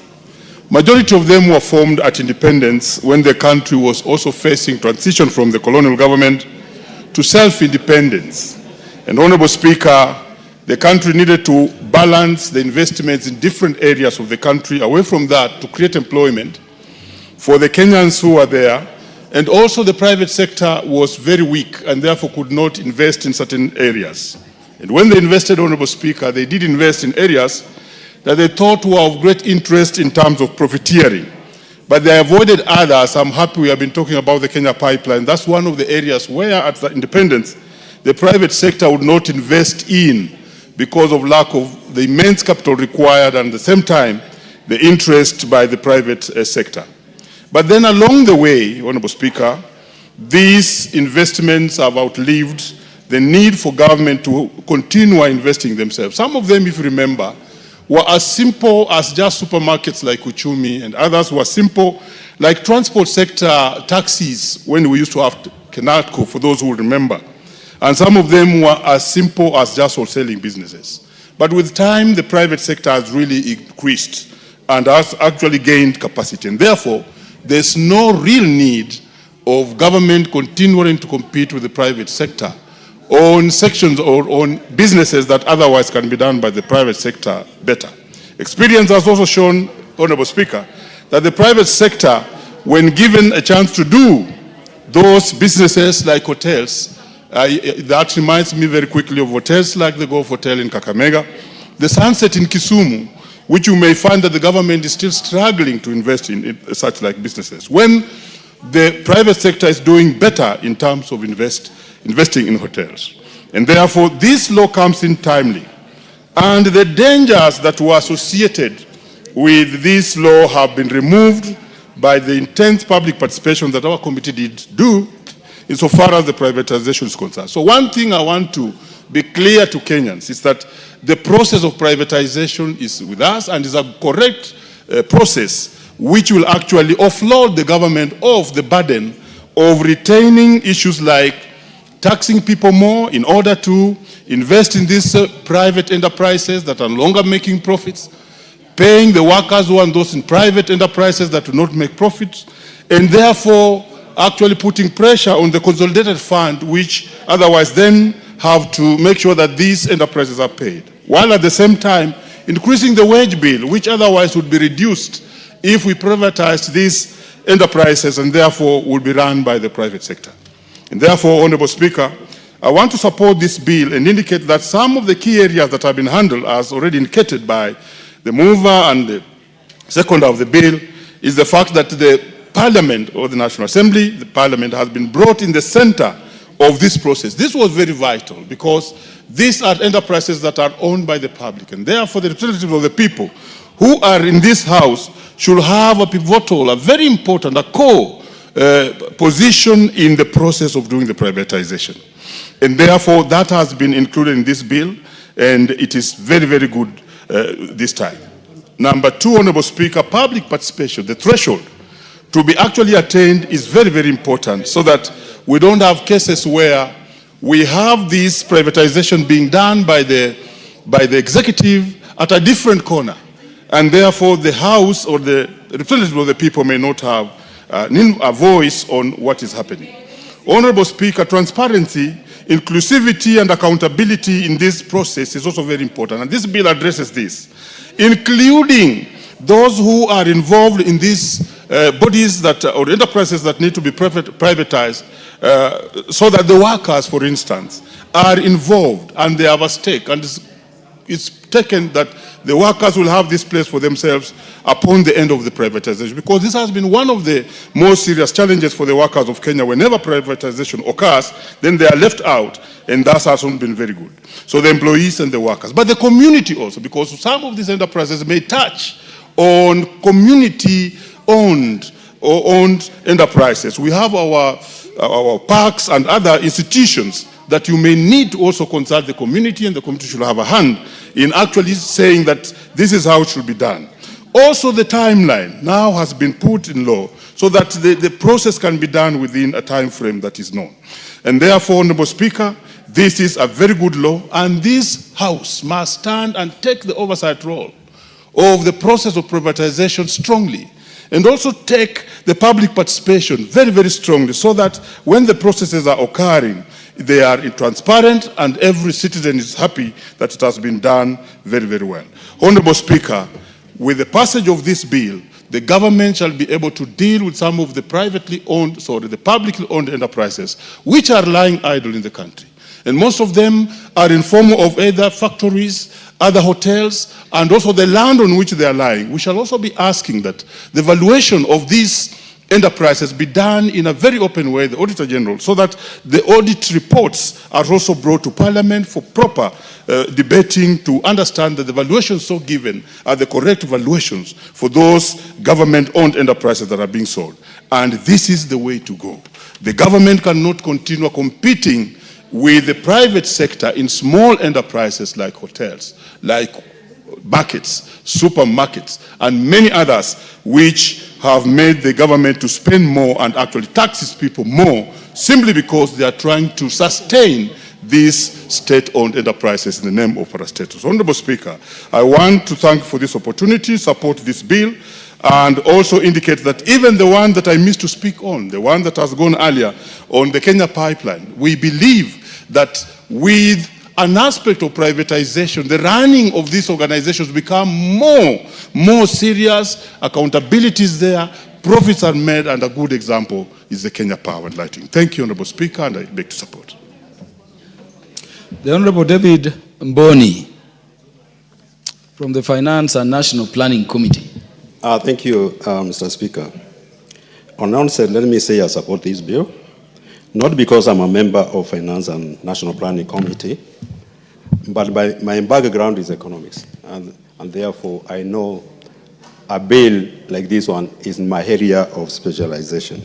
Mr. Speaker, let me start by saying, after the independence, the government embarked on setting up parastatus and government agencies, and currently they stand at around 200, over 200 parastatus and government agencies. And basically they were to undertake legislative work and bridge gaps where private sector, by then private sector was very weak, and could not offer services by that time. So the government set up parastatals like Kenya National Trade Corporation, NOC, so that they can provide services where private sector could not be able to provide. Mr. Speaker, in the early 1990s, during the structural adjustment and liberalization of the economy moved from government-controlled economy, that is command economy, to open economy and market economy, where demand and supply determines the market price. And because of that, most of the parastatals have become irrelevant to the economy. For example, Kenya National Trade Corporation, which was dealing with consumable goods, cement and building materials, has become irrelevant. And most of the parastatals have become, they have faced mismanagement and corruption challenges. And they have become a big stress, a very big stress to the exchequer. The billions of shillings we are spending on this parastatal. In fact, I propose, even some of them we should even give them for free. Because if you are spending money on something which is broad bringing profit, you are making a loss on that thing. So I really don't care. And I know some people may say that I'm from the opposition, and I'm supporting a bill which is not supposed to be supported by the opposition, but this is the right way to go, Mr. Speaker. When we were doing public participation for this bill, there were a few questions which were being asked. One, the selling of Kenya Pipeline Corporation and this private bill, which should come first? I think that's a question which you should ask yourselves. Which should come first? And I really have no problem with that. The other thing which came up is the valuation of the parastatals. How are they going to be valued? The Kenyans have no problem with the selling of these parastatals, but they fear the valuation, most of them may be undervalued, and they may end up in wrong hands. Even they were also questioning the methods of selling of the parastatals. Is it going to be transparent and accountable to the Kenyan people? But when you look at the bill, and the other thing they were questioning is, are Kenyans going to be given a chance to buy the parastatals? But when you look at the bill, it is addressing those concerns. Mr. Speaker, I know we have done privatization of some of the parastatals in this country, and there are success stories like Kenya Commercial Bank, that is a success story. Safaricom is a success story. Kengen is also a success story. But there are also unsuccessful stories like Kenya Airways. And in the recent years, we have spent a lot of money on Kenya Airways. And Mr. Speaker, the money we have spent, I think we need to look at the equity. If our equity as a government has increased in Kenya Airways. Mr. Speaker, this bill is trying to address the defects which were being addressed, which were not addressed in the private bill 2023, which was annulled by the court because of simple things like public participation, which we have actually conducted. Mr. Speaker, looking at the bill, Clause 8, it establishes privatization authority to steer the privatization agenda, and is going to be in charge of the privatization. Now, this is a very, very, very important clause, because, Speaker, for the last 10 years, more than 10 years, we have not been able to sell any parastatal. And when you look at Nairobi Stock Exchange, has been somehow very, very, very dormant, because we are not offloading some of these shares. And when you sell some of these parastatals, for example, we are going to get money from the exchequer, get money into the exchequer, and we are also going to save money from supporting this parastatal, which has amounted to a lot of stress to the exchequer. Clause 22 through 23 of the bill provides for the privatization of private program by the Cabinet Secretary of National Treasury. And this program is supposed to be forwarded to Cabinet for approval and brought in National Assembly also for approval. In the program, in the National Assembly, the National Assembly can do three things. One, they can approve the whole program, they can amend the program, or disapprove the whole program. And this is where the oversight role of Parliament is very important, so that we are not going to find a situation whereby these parastatals are undervalued. If we feel they are undervalued, then we can be able to reject the program for individual parastatal or all of them. Mr. Speaker, Clause 21 provides for detailed proposal for each identity listed in the program and outline the following. One, the method. If you are selling, for example, let's say we are selling, for example, Kenya Pipeline.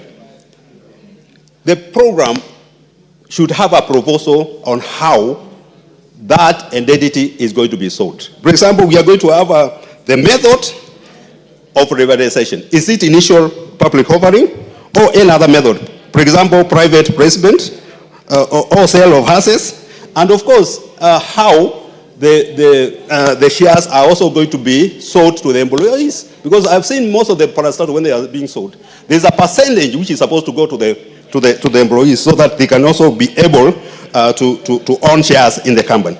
Two, the method, the approach, and the method of valuation. How is the parastatal going to be valued?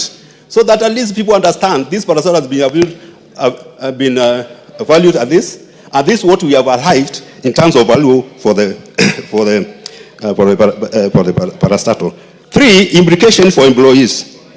How are employees going to be treated? Are they going to remain in the parastatal, or are they going to be given a handshake? And lastly, safeguards for public interest. Mr. Speaker, this process will give transparency in the private program and accountability to the Kenyan people.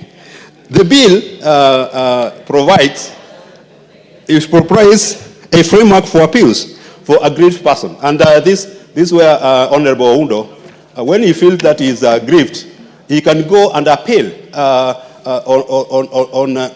the program, so that at least the courts can be able to address the concerns on how that paragraph is being sold. With those few remarks, Mr. Speaker, I support.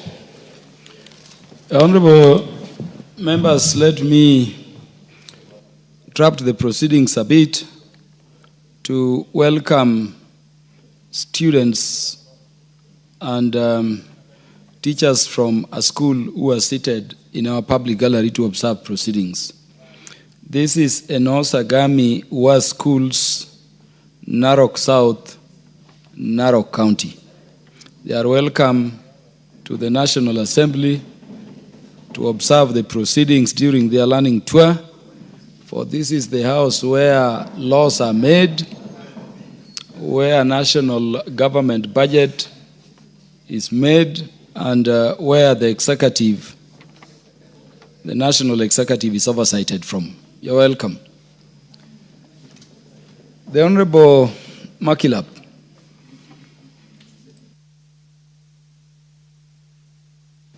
Well, thank you, Mr. Speaker. I want to, from the onset, that I support this privatization bill, and having been one of those members of Parliament in Committee of Public Debt and Privatization that moved across the country to get views of Kenyans on this privatization bill. So, Speaker, this is not a new thing to this House. This thing was done in 2023, and it was thrown away by the courts for only one major thing, that public participation was not done. So, Speaker, we did a comprehensive public participation this time round across the people of Kenya. So, Speaker, one of the things that members who have an opportunity to read about this bill, it sets up structures of privatization.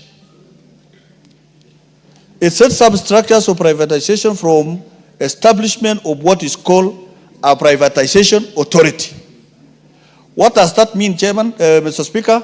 That it reveals what we used to have as privatization commission to now a privatization authority, which as a chairman, a CEO, and other members even drawn from the public, Mr. Speaker. And these members from the public are expertise in various areas which are established in this particular bill. It is cited in this bill that these are the members who will be appointed to this privatization authority. Mr. Speaker, it also sets what is called a privatization program.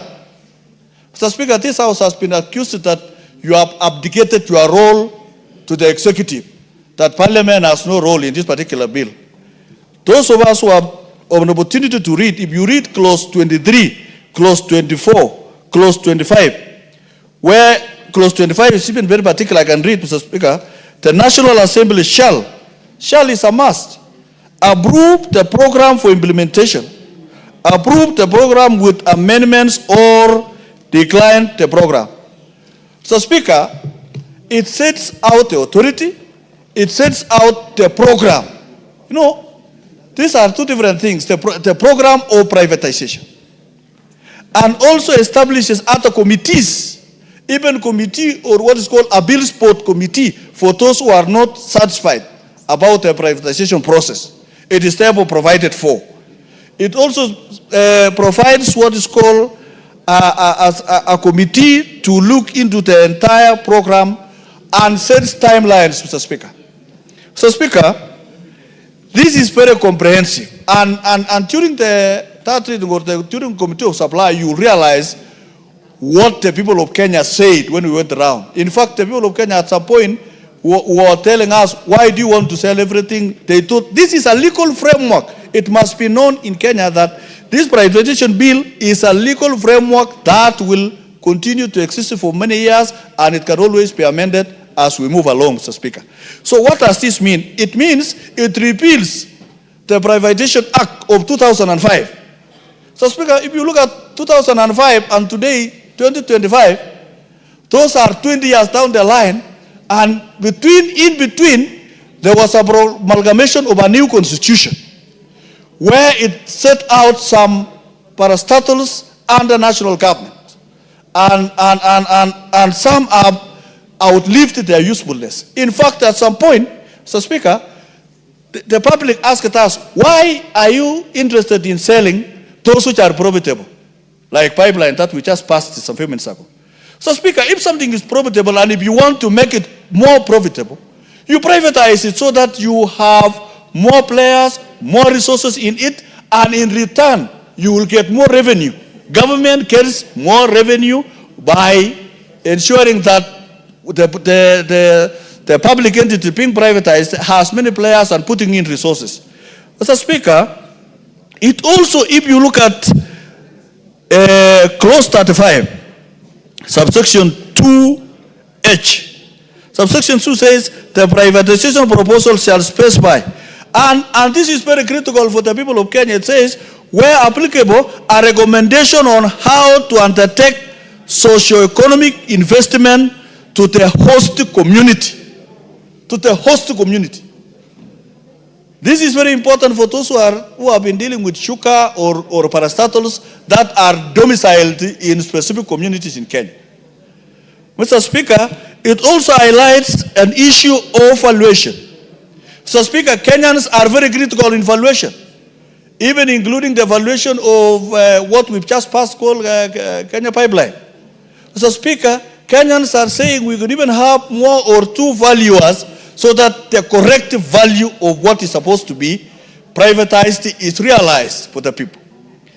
Kenyans are interested in security of those who are in those parastatals. And I want to encourage Kenyans and even inform them that even this one for Kenya Pipeline that we've just passed, you know, it will employ, when the Kenya Pipeline is expanded throughout the IPO, there will be many players, there will be many people to be recruited in it, and thus no one is going to lose his job. Mr. Speaker, we also privatized Rivertex alone, Mr. Speaker. Look at Rivertex today. When I was in Finland, the Finnish people were running a program or a program of Rivertex doing the process of turning cotton into clothes in Washington, in Eldoret. And it is becoming profitable. What are we saying, Mr. Speaker?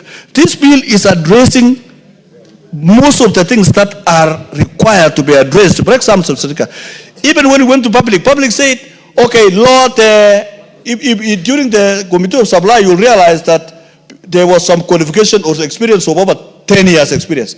And the youth in those places where we went, they say, okay, this thing is good, but reduce for us the number of, and you will see in our report as we move along.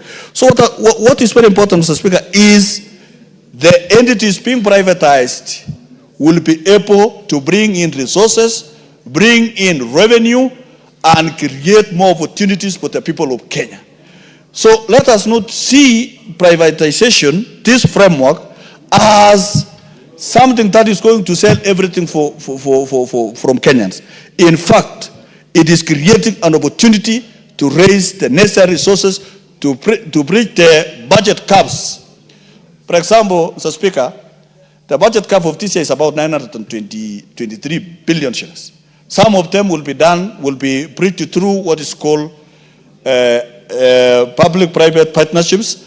Others will be through resources that are raised through the IPO. And using IPO, Mr. Speaker, is one of the best ways because this thing protects up to including what is called strategic national assets.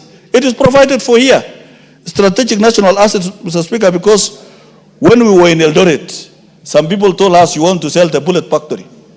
And we told them this bill protects strategic national assets from being privatized. So the rumors that are too many in people's heads, Mr. Speaker, has to be actually given the truth about this particular bill. Even the people of Makueni, to remove the worries of Professor, my good friend, Member of Parliament from Professor Warner. You know, the court case awarded the people of Makueni some money for the pipeline and something like that. And when we looked into it, when this thing is, the KBC is privatized, it will be able to bring in more money, and those people will be, the new buyers will take liabilities and everything else. So the guarantee of the people of Makueni to have enough resources is to actually privatize or to be compensated for the pipeline spillage and so on, is actually to privatize this thing so that you can get enough resources. So in short, Mr. Speaker, is even these hotels, I have an hotel and I'm interested to invest in it called Cabernet Hotel, that has been earmarked for privatization. And the workers have not been paid. I will bring something for the workers that used to work in that particular hotel so that they can be able to get their money. So, Mr. Speaker, we must be very careful, and we have looked into this particular privatization bill. We have even come with some amendments, and I want members of Parliament to be very keen so that when the chairman will be moving the amendments, you realize that we took care of the views of Kenyans wherever we went, so that those worries are actually abandoned, Mr. Speaker. I support this particular privatization bill. It's a framework. The Honorable Dindi Nyoro is recognized to make his contributions. Thank you very much, Honorable Speaker, for this chance to give my views on this bill. Honorable Speaker, on the onset, on the economic sense of it, everyone should support a lean government. And a lean government is the one that is left to only adjudicate the services that touches on the people. And therefore, the government must always strive to cut off excess weight. When you carry more than you need, then it pulls you behind. And that is the reason why, ever since I have been a proponent of government not engaging in the business of doing business. Because what can be done by others, then the government should leave those other people to do because they do it much more efficiently. Honorable Speaker, the other reason why government must never be too bulky and engaging in too many commercial ventures is because government of Kenya already owns 35% of all the businesses in Kenya indirectly, including the small company any member would be running in this house today. Because as corporate tax is 35%, it means the government of Kenya is actually in the board of your company all the time. And you actually give them a share of 35% of the profit you make.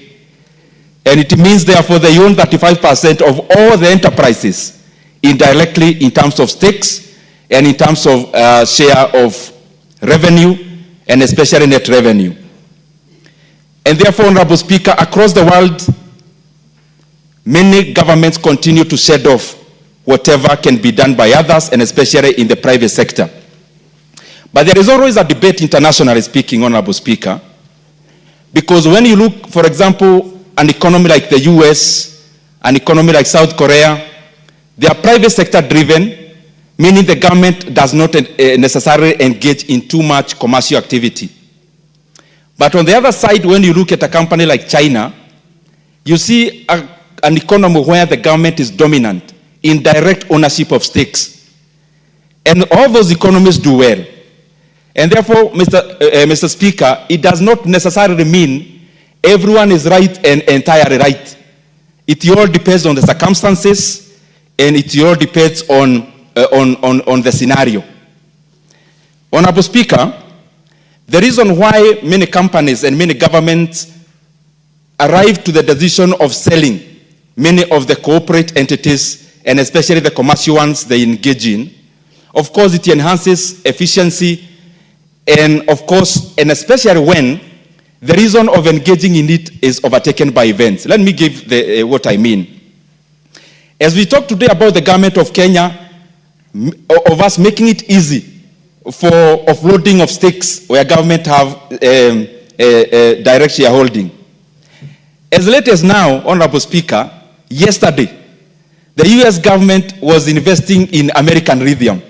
They actually invested in a stake of around 5%.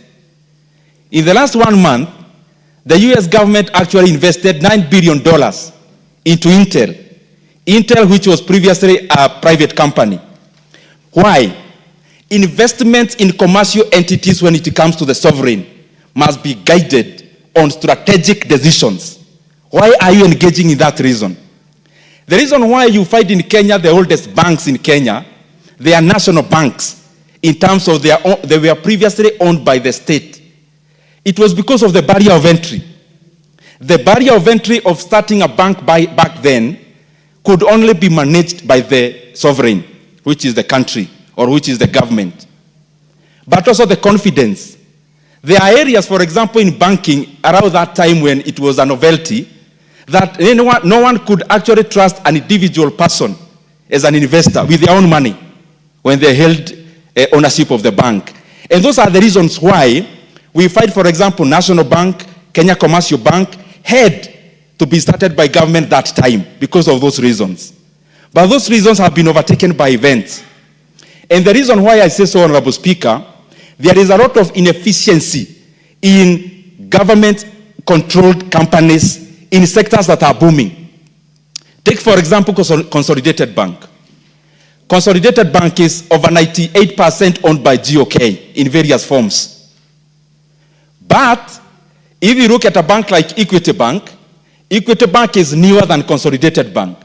But Consolidated Bank is actually having now net capital as we talk now, when Equity Bank now have shareholders' funds of over 300 billion Kenya shillings, which is co-capital. And their profitability, again, are very diverse. So those strategic decisions back then could not hold today. The strategic decision of the US government investing in a chip-making company in aid of AI in the name of Intel is a today agenda, and therefore it is relevant. The reason for the US government investing in American lithium yesterday for a stake of 5% and also taking some of their risks out of where they are mining lithium, Honorable Speaker, is also based on the current global economy, strategic decision making. And therefore, we must always audit and find what is it that is making strategic sense, what is it that is not making strategic sense, so that we can offload as much as possible to the private sector to do what they know best. Honorable Speaker, let me talk about how we should spend the money. The previous agenda was about Kenya Pipeline. And Honorable Speaker, my take would be this. For any company that goes through a listing, through an IPO, we must always reserve around 5 to 10% of the proceeds to invest back in other entities, and especially in alternative ways of offering the same service. What do I mean? As we offload any company, then you must take this money, create a venture capital, and invest in other current growth kind of institutions around the same sector. Green energy, and any other thing around power sector, for example, or energy sector. So that as you offload this, you are incubating some others. So that you don't get a time when you've already offloaded your entire portfolio. Honorable Speaker, let me talk something about the current capital markets, because this is very important even for the agenda we had about Kenya Pipeline, and even this bill. Honorable Speaker, capital market is everything about international capital flow. The US, for example, capital markets in equity side alone is double the size of the US GDP. Because all the companies listed in the US, their valuation cumulatively is around 62 trillion US dollars. In the income sectors, in the fixed income side, it is over 55 trillion. What do I mean, Honorable Speaker? If you compare the same with our capital markets here, it is too small, Honorable Speaker. And therefore, we must make every effort to make it more bigger and attractive. But this is the catch, Honorable members. I am one of the people who would never actually vouch for the listing of Kenya Pipeline. And I'll give you a very practical reason. The current NSE in Kenya has been bearish this year, going up. But the companies listed are still grossly undervalued. And I can tell you without blinking of an eye, Honorable Speaker, this issue of Kenya Pipeline will bring a lot of excitement. Kenyans will buy in the IPO. But after the announcement of the financial results in February for the full year, the share company will collapse. And the share price will collapse. And this is the reason. The current investor in the NSC are not buying assets. They are buying revenue. They are buying the bottom line. What do I mean? Look, for example, a company like Kenya Power. Kenya Power has a valuation, the entire Kenya Power has only a valuation, a market cap of only 27 billion. The reason I use the name only is in comparative to the assets. It has assets of over 350 billion shillings. And it's a company that's making net revenues of 20 billion, but the valuation is 27 billion. Now, a company like Kenya Re, a company has net assets of over 51 billion, net assets. And the valuation in the market, Honorable Speaker, is 17 billion shillings. This company, Kenyans will buy out of excitement, but after the announcement next year of the full year results, the share price will collapse. And that is why I am also fearing that the government may end up forcing NSSF and other provident funds to actually take part in this, because commercially it may not be viable for a logical investor. And that is where we need to draw the line, so that we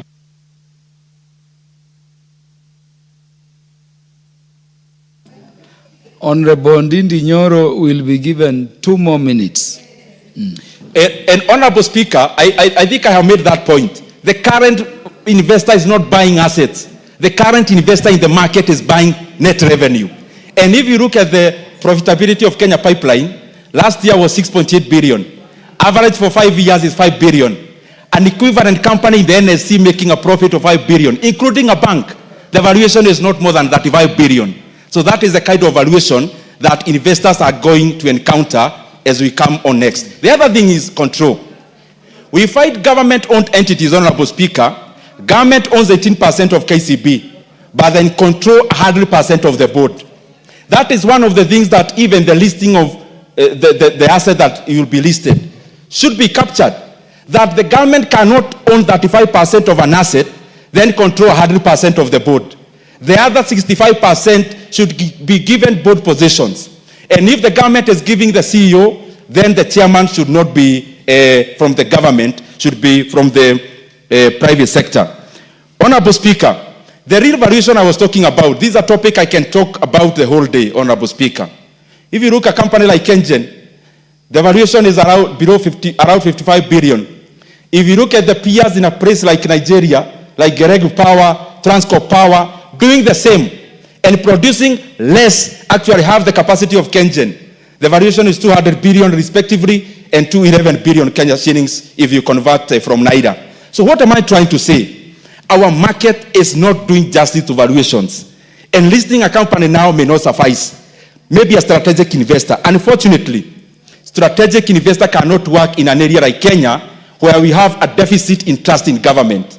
Because if you do strategic investor, the high probability is that patronage will and the person on the other side of the table will actually be the one buying. The Honorable Catherine Omanyo. Thank you, Mr. Speaker. I support this bill fully because, first of all, public participation must be done because it involves public property. And anything that is owned by the public must extensively and intensively be looked into and supported fully by the public. And herein we have representatives of the people. Before it is now passed, we will be here as well. My question is, if any property is privatized, does it mean that the person taking over is carrying it to their homeland, is carrying it to China? No, it is still our property, but managed by people who can do it better, efficiently, more transparency, more transparent. So we do not want negative energy over this, because if this is well done, unemployment to the youth will be something gone, dead and gone, and also quality of how we manage things. You know, if we bring in somebody who can manage properly, it means that our country will be developing. I know very well that other nations that are developed have done it before. It is not something new. I saw it happen with Kengen, our Safaricom, and Safaricom is even one of the best example to put across. So although we know many voices come dissentingly to discourage and put a lot of poison in our people's mind, we should embrace this idea as long as we are in charge, we are in control, and we are not being taken advantage of in any way. Thank you, Mr. Speaker. The Honorable Cynthia Muge.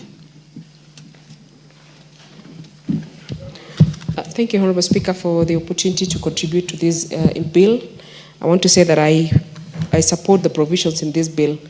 Honorable Speaker, there have been so many questions since privatization set into this country when the idea came. And Honorable Speaker, some of the entities that went through privatization prior to this bill have had a thorough beating. Honorable Speaker, I looked at what happened to Rivertex recently, in a few days ago. And there were a lot of gaps that I felt like they should have been addressed before the privatization decision was made. And some of those issues, Honorable Speaker, I appreciate because this bill has been able to look into them. It includes, and not limited to, Honorable Speaker, looking at the assets and even the liabilities that these companies have. And Honorable Speaker, it should be noted that, for example, Rivertex, the land that Rivertex sits on, and even Rivertex itself, is primarily owned by Moi University. Moi University, Honorable Speaker, you know the issues that has been going through. And when the privatization agreement was made, the amount of money that was being given as a proceed of the privatization of Rivertex was an amount of money, Honorable Speaker, that was undervalued. You cannot say that the land that Rivertex sits on, which is very prime in Eldoret, Honorable Speaker, goes for the amount that was paid as proceeds of that privatization. And Honorable Speaker, if that particular piece of land and even the investment in Rivertex had been valued properly, Moi University wouldn't be borrowing and begging the national government for a bailout for around 2 billion, Honorable Speaker. They would have been able to comfortably get the money from the privatization of Rivertex, and Rivertex goes ahead to be able to make profits and make sense economically in this country. And I appreciate this particular bill because it has been able to look at those particular matters. The other issue, Honorable Speaker, is the issue of human resource. The people, as we speak, that worked in Rivertex today, Honorable Speaker, are jobless as we speak today. And I am glad and happy that this particular bill is seeking to be able to undertake better public participation and be able to do more consultation so that we can be able to arrive at better decisions in regards to privatization of these particular entities, Honorable Speaker. Honorable Speaker, I appreciate and I support privatization because today, as we speak, Honorable Speaker, I read a Facebook post, and of course I have been able to listen to many things that are being said by the people, especially from Nandi. As we speak today, Honorable Speaker, KCC has not been able to pay farmers for 4 months. Honorable Speaker, this is an entity that does not miss or cannot be said that milk was not delivered to them. The milk was properly delivered to KCC, and the farmers have been able to invest in production of the milk. But Honorable Speaker, 4 months down the line, that particular farmer has not been paid. Why? Because of how KCC is being run. And Honorable Speaker, I feel like I wish I could carry KCC and put better management and prudent management and put some idea and agenda into their heads that this should be a farmer-centered entity, that you get the milk, you add value, and you pay the farmer on time. And Honorable Speaker, the more reason why I support this privatization and the bill that will be able to guide privatization is because of such issues, so that we can have the people who are actually bringing raw material into an entity get paid on time. Honorable Speaker, for a very long time, government entities has been associated with bureaucracies and inefficiencies. And I feel like this privatization, Honorable Speaker, is able to finally take off the responsibility of service delivery, or so to speak, Honorable Speaker, from government entities, so that then we can finally go and run away from bureaucracies and the inefficiencies that are associated with it. Honorable Speaker, the things that we have in this country are of very high value. The problem that we have, Honorable Speaker, is the mentality. We are not commercially, we have not adopted a commercial model in many things that we run. And therefore, Honorable Speaker, I feel like this bill is finally going to lead this country and most of the entities that have been a burden and a baggage to this country, and especially the tight fiscal space, an opportunity to be able to offload it. And Honorable Speaker, I am more than happy to remove most of these entities from getting or requiring exchequer bailouts so that they can be able to go out there and be able to generate their own money. So, Honorable Speaker, I really appreciate the thought process that went into this bill so that we can finally properly guide privatization of the entities so that, one, we can achieve service delivery and we can be able to have a more efficient delivery of service to the people in Kenya, Honorable Speaker, and most importantly, be able to sort out especially the Kenyans that are providing raw materials for some of these entities to be able to run. So, Honorable Speaker, I support this bill and I hope that it actually gets appropriate implementation so that it can be able to sort out the so many historical issues and problems that we have faced as a country and as a people in this country. So, Honorable Speaker, I support this bill. The Honorable Dr. Otiende Amolo, Senior Counsel. Thank you, Mr. Speaker. Mr. Speaker, I was hoping the wise man now taking your attention would listen to our contribution, because during a time like this, years back, he supported a similar bill which we passed despite our objection and ended up being nullified. But wisdom has no limit. But Mr. Speaker, on a serious note, I need your direction. I hope someone will tell the Honorable Ndindi Nyoro what I said. Mr. Speaker, before my time starts running, under the standing orders, once a bill has been moved and seconded, we are supposed to contribute, and the mover and the seconder are supposed to listen. So when they reply, they are able to address some of our concerns. from what I can see, there's the mover has just now appeared, and I like that. I think I should keep making these objections. The Honorable Dr. Otiende Amolo. Yes. This parliament, we listen to parliament from various places. Thank you. The mover was actually behind here, listening to every word. Thank you. So that now, Mr. Speaker, may you direct that my time starts running now? Mr. Speaker, I support this bill with reservations. And I support it because it has many good provisions, but some provisions that require to be re-examined. It is my hope that either the committee has re-examined them and will be moving them, or will consider them during the committee of the whole House. Mr. Speaker, this is an improvement, but in my view, it is still not perfect. And I want to start with what has been said in terms of approval by Parliament. Mr. Speaker, if you look at Section 20, what Parliament submits is a program. It is the program, not the specific approval. And I want you to juxtapose Section 20 with Section 22 of the provisions and Section 26. Section 20 and 22, where Parliament received the privatization program. In Section 36, when it comes to the Cabinet receives the specific proposal for each, not the program. Section 36(1).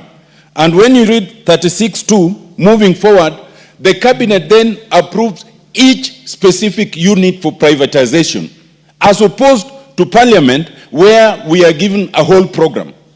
It is therefore not entirely correct to say that under this bill, Parliament specifically approves the privatization.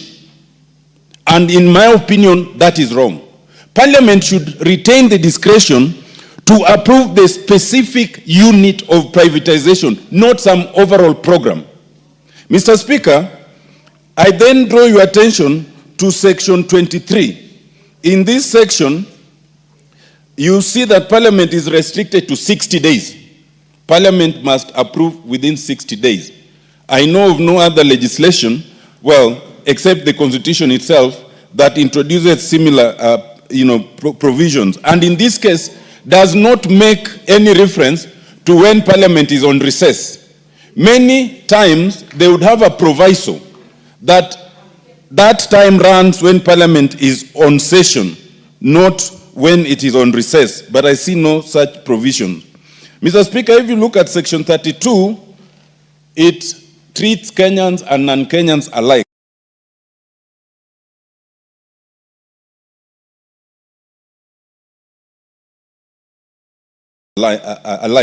But where it says that it can be any person, whether Kenyan or non-Kenyan, then it raises eyebrows, because I thought if you must refer to it, then you'd want to give some preferential treatment to Kenyans if they are of equal footing. But when you say that it does not matter, then it is of worry to me. Coming back to Section 20, on public participation that was spoken about, you realize that under this bill, the public participation is actually done by the Cabinet Secretary, as opposed to where we have usually been, where it is Parliament that does public participation.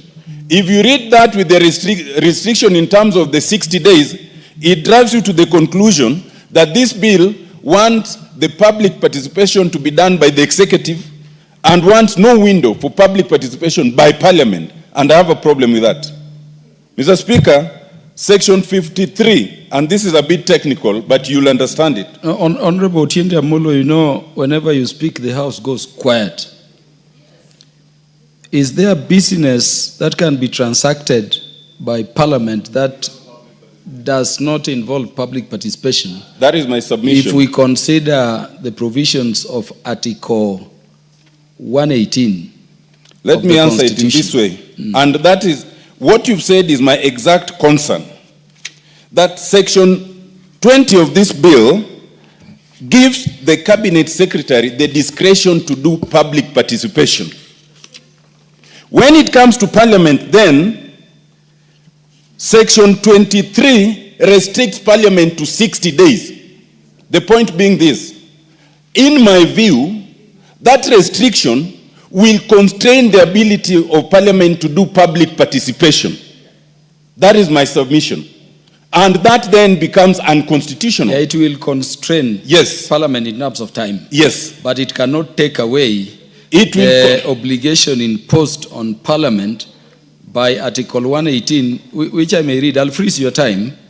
That parliament shall conduct its business in an open manner, and its sittings and those of its committees shall be in public, and facilitate public participation and involvement in the legislative and other business of parliament and its committees. So privatization at that level becomes other business of parliament. Everything you've read amplifies my argument. Thank you. And this, it is in twofold. One, that while section 20 provides an avenue for public participation expressly by the cabinet secretary, there is no corresponding section that expressly provide for public participation by parliament. That's the first limb. The second limb is that by restricting the time to 60 days, and you know how public participation works, it may interfere with the duty of parliament to do public participation. And that is my problem with those two sections. Thank you, I now come Honorable to my last submission. Thank you, Honorable My last submission is this. Yes. In relation to section 53. No, Honorable Amolo does not want information from you, Mover. No. Mover, that's why I wanted you back. Take notes keenly, and then when you are replying, you will be able to respond. I have heard Honorable Amolo Mover to be saying yes, there could be amendment to the period. But that is why I started. Parliament. Mr. Speaker, I started by saying this. But Yes, what is the Mover. point of order? You can also freeze his Honorable Tender's time, because I just need... Honorable Tiende, I will not because freeze your time, the issue but Honorable I will add Tiende you time. is raising, Honorable Speaker, and you have alluded to it, is critical on public participation.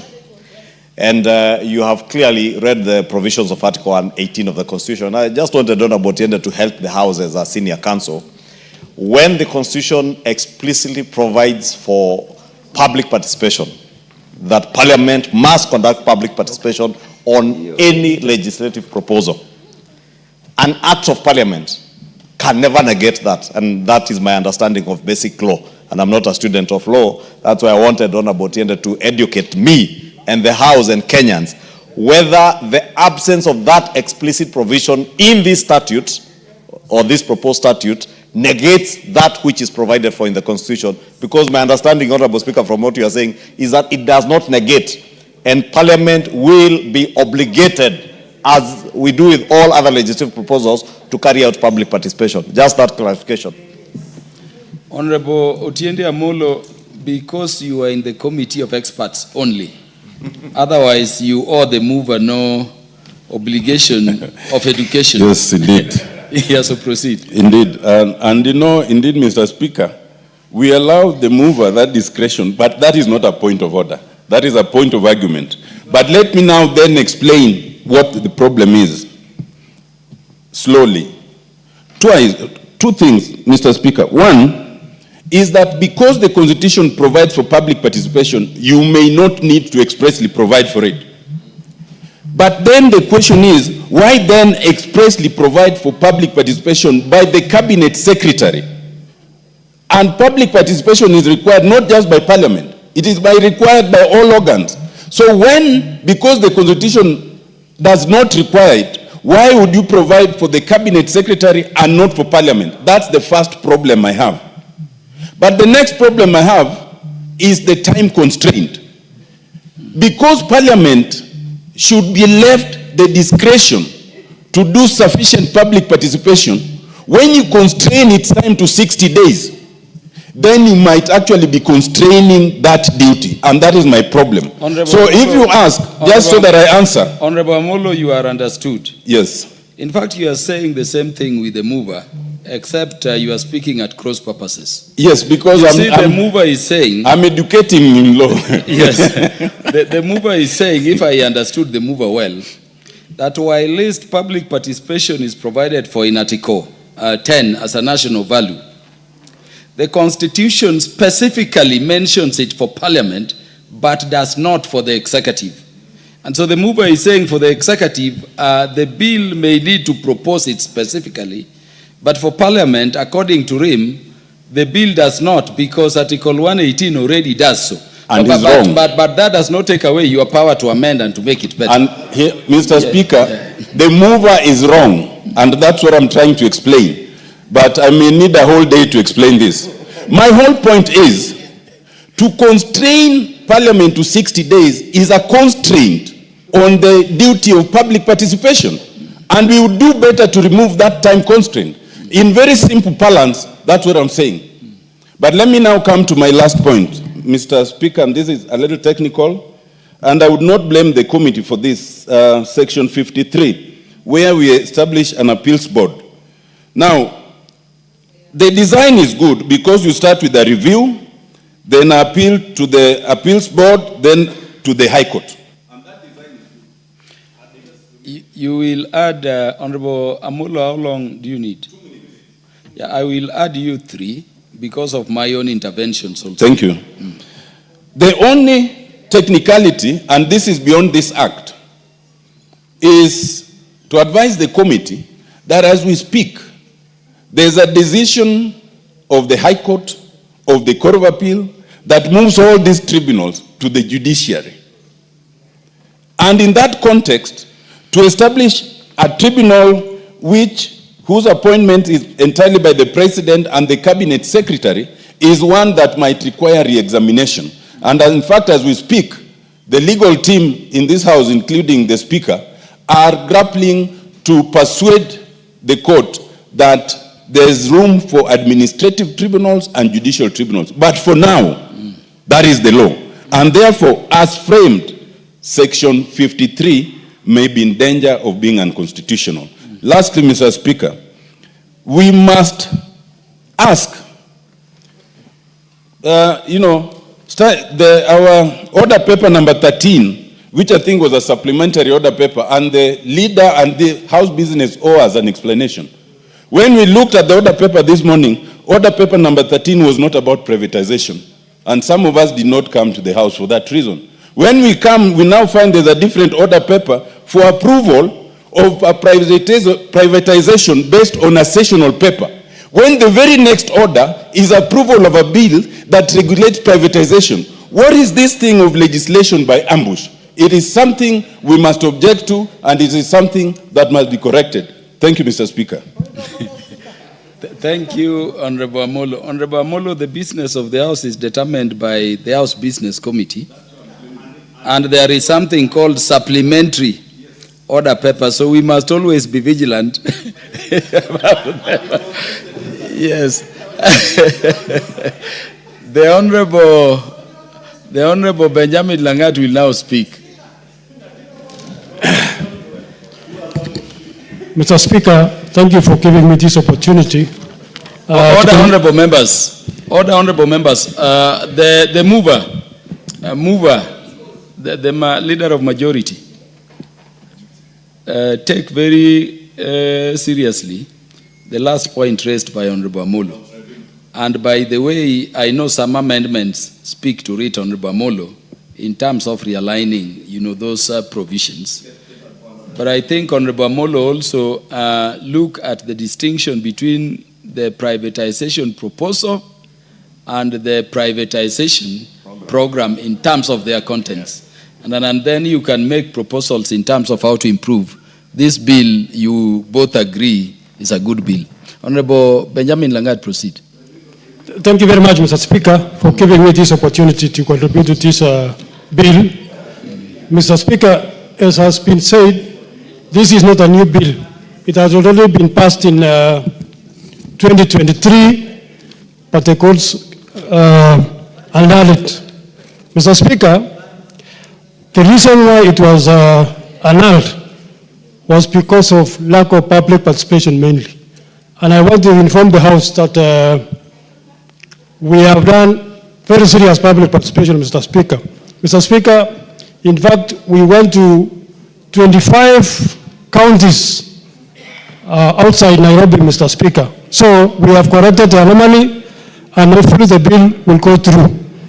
Mr. Speaker, this bill seeks to repeal Privatization Law Act of 2005, and it creates a privatization authority to replace Privatization Commission, which, Mr. Speaker, had been affected by a lot of bureaucracy, Mr. Speaker. Imagine for the last 10 years, there has not been any privatization of any company in the Republic, Mr. Speaker.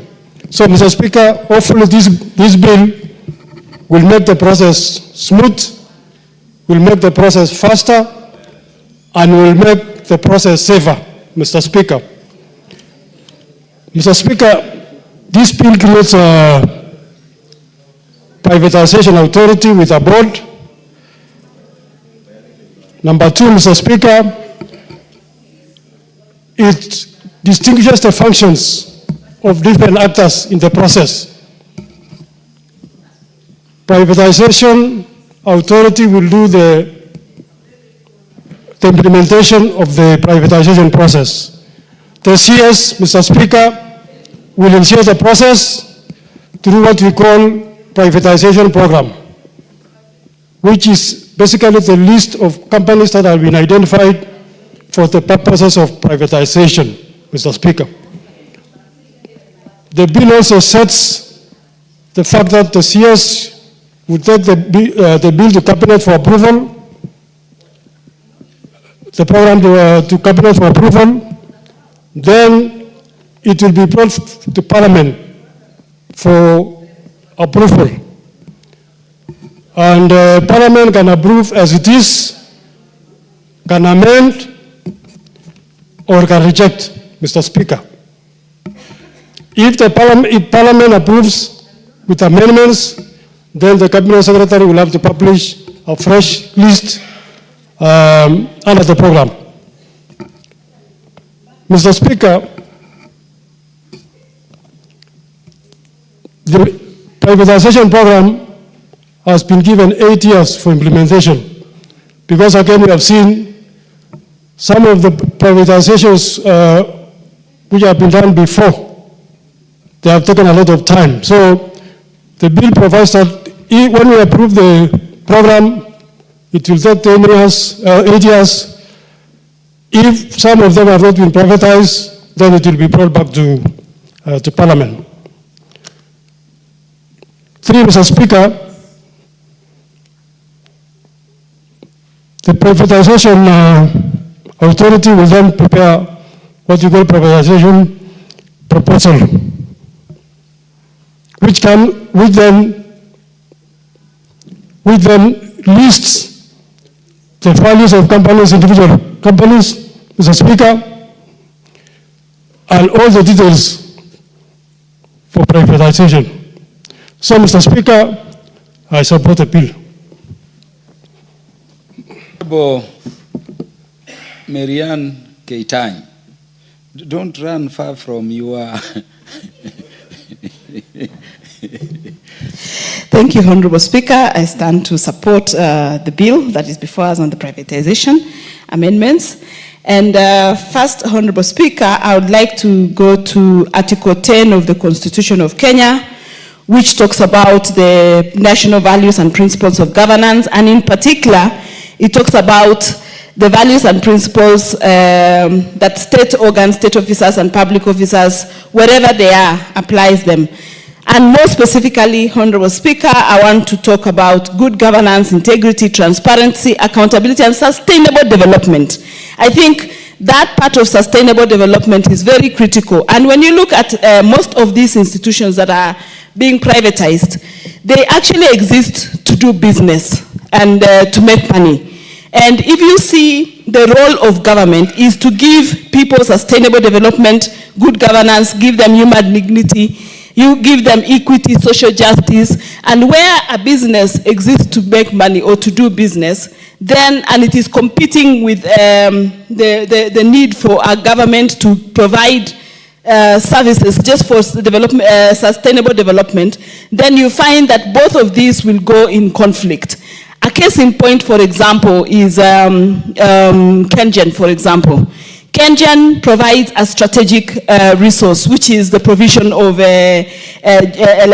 electricity in the value chain of electricity.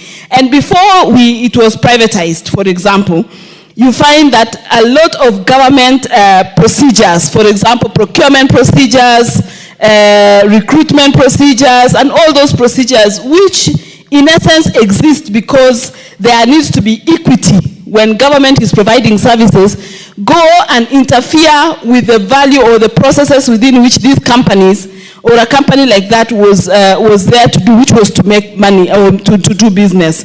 And therefore, I would support the privatization arrangement where most of these strategic assets that exist for the purposes of doing business and giving services to the common mwananchi at the same time are able to thrive in an environment that is private, that is able to compete with other businesses.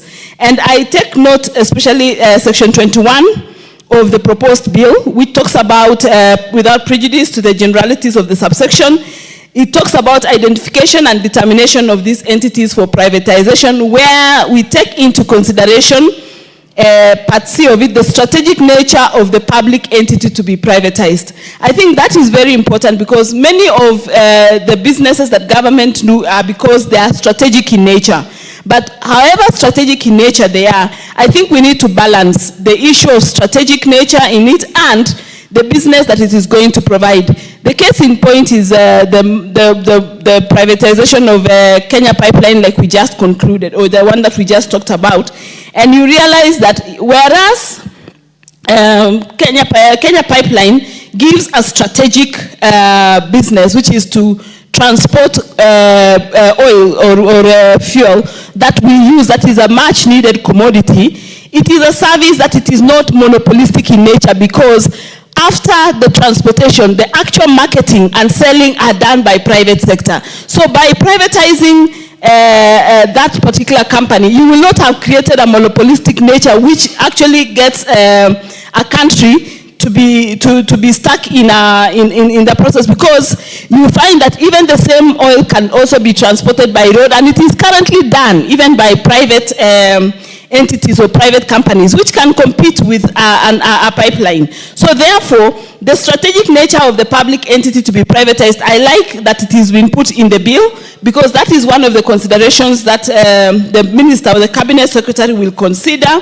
while looking at what items or what entities to be privatized. And I would love a situation where most of government entities, especially where they do a business, to actually get out of being regulated and managed by government, because then the business nature of it is not considered. Because many times we would love to look at what Article 10 provides vis-a-vis what the business entails, and many a times the government would prioritize what Article 10 provides in the Constitution at the expense of business. And that is the reason why you find many businesses that are government-owned and government-run, when they compete with the private sector, you find that they don't make profits, they don't succeed, whereas the private sector businesses are succeeding because they are there to make business. An example, again, I want to give is the Portland Cement, which is partly government, partly private. It is competing in the sector with other private entities, and you find those private entities reporting very huge profits as compared to the publicly or government or entities that have government stake in it, because of the procedures that they are put for, that they are told they must procure using certain procedures, they must hire using certain procedures, at the expense of actually looking for the right value or the right personnel that they would have required to do the business. The other thing under this same act is the need to reduce budget drain on government resources. You find many of these entities, some of them are run down to a point where the exchequer, when Chico's money has to come in through and through to come and support these entities, which would have otherwise stood on their own and run the businesses on their own. And why is because, again, of those procedural issues that come with running a government entity. So I would want to support the act, the privatization bill that is before us, and say that once this is done and it is an act of parliament, I think many other institutions that are profitable in nature, even today, be considered for privatization, because privatizing a profitable entity helps government get better value for what it is that it is privatizing, as opposed to privatizing an entity that is struggling, that is not moving anywhere. I want to give a last example of Rivertex. Rivertex is a company that was started off as a private company. At some point it went down, it collapsed, and later it was revived by government. And even now, after revival by government, it is struggling. It is barely opening its doors because of the many issues that have been brought because of being a government state-owned company. If that company was privatized and it was running as a private entity to make clothing, because that, if you look at what they are doing, much as it is strategic, it is not very strategic enough to say that you really need it as a private or as a public entity. So if it was running as a private entity competing with other cloth manufacturers, I think today it would be employing more people, opening its doors, doing a lot of business, and having the Eldoret city very vibrant because of its nature of the activities that it would be doing. But as we speak today, there is little or no activity in that company because of all these issues that we have brought through the public, through it being a public entity, and that has really clogged it down to a point where it is at near collapse at the moment as we speak. So I want to support this bill and say that this bill has come at a timely time, because many of the entities that government runs, or many public entities that government run, ideally really should be entities that should be privately run, competing with other private entities, giving the best service to the people of Kenya. Because again, when we have a public entity which does not have any competition, you find that you will get it, either you get that service or no service. But when there is many companies competing, doing the same business, you get the best out of those, because you have a choice as a Kenyan as to which service or which goods to go for, because they will have competitively been procured and competitively been serviced. And further to that is that all these companies are regulated in various acts of parliament, which then takes care of the consumer, it takes care of the Kenyan public, whether they are operating in public or whether they are operating as a private entity, because they will have to conform to acts and legislations that exist in this country. I thank you, Honorable Speaker, and I support. Let us be fair to the Honorable Joseph Oyula. And Honorable Joseph Oyula will be followed by the MP for Tetu. And the MP for Tetu will be followed by the Honorable Dr. John Makali Mulu. David. No, you are Dr. Makali Mulu. Yes. Yes, so give them the mic in that order. Thank you, Honorable Speaker, for giving me this opportunity to also contribute to this important bill. Honorable Speaker, privatization has been with us for some time. It's only that it lacked proper legal position in the country. We had some companies privatized, government companies like KCB and so forth, which were privatized and have done very well. So this bill enables the public also to participate fully in the running of the organizations. It will therefore help the country in ensuring that government does not participate in private enterprises, but lets it out to the public also to participate. The bill, Honorable Speaker, establishes authority indicating the functions, operations, and sets governance standards, which is very important for the organization to be run properly. The bill brings out legal methods, including public offerings, shows eligibility criteria for investors. Of course, the investors must be able to measure certain standards so that the organization can be run well. Honorable Speaker, privatization alters ownership of assets built through taxpayers' money. The taxpayers' money have been used in building the organization. Now, when we do the privatization, we alter the ownership. We ensure that government takes little control of the running of the organization. Privatization, Honorable Speaker, enables the government, the running of the organizations that have been hit hard by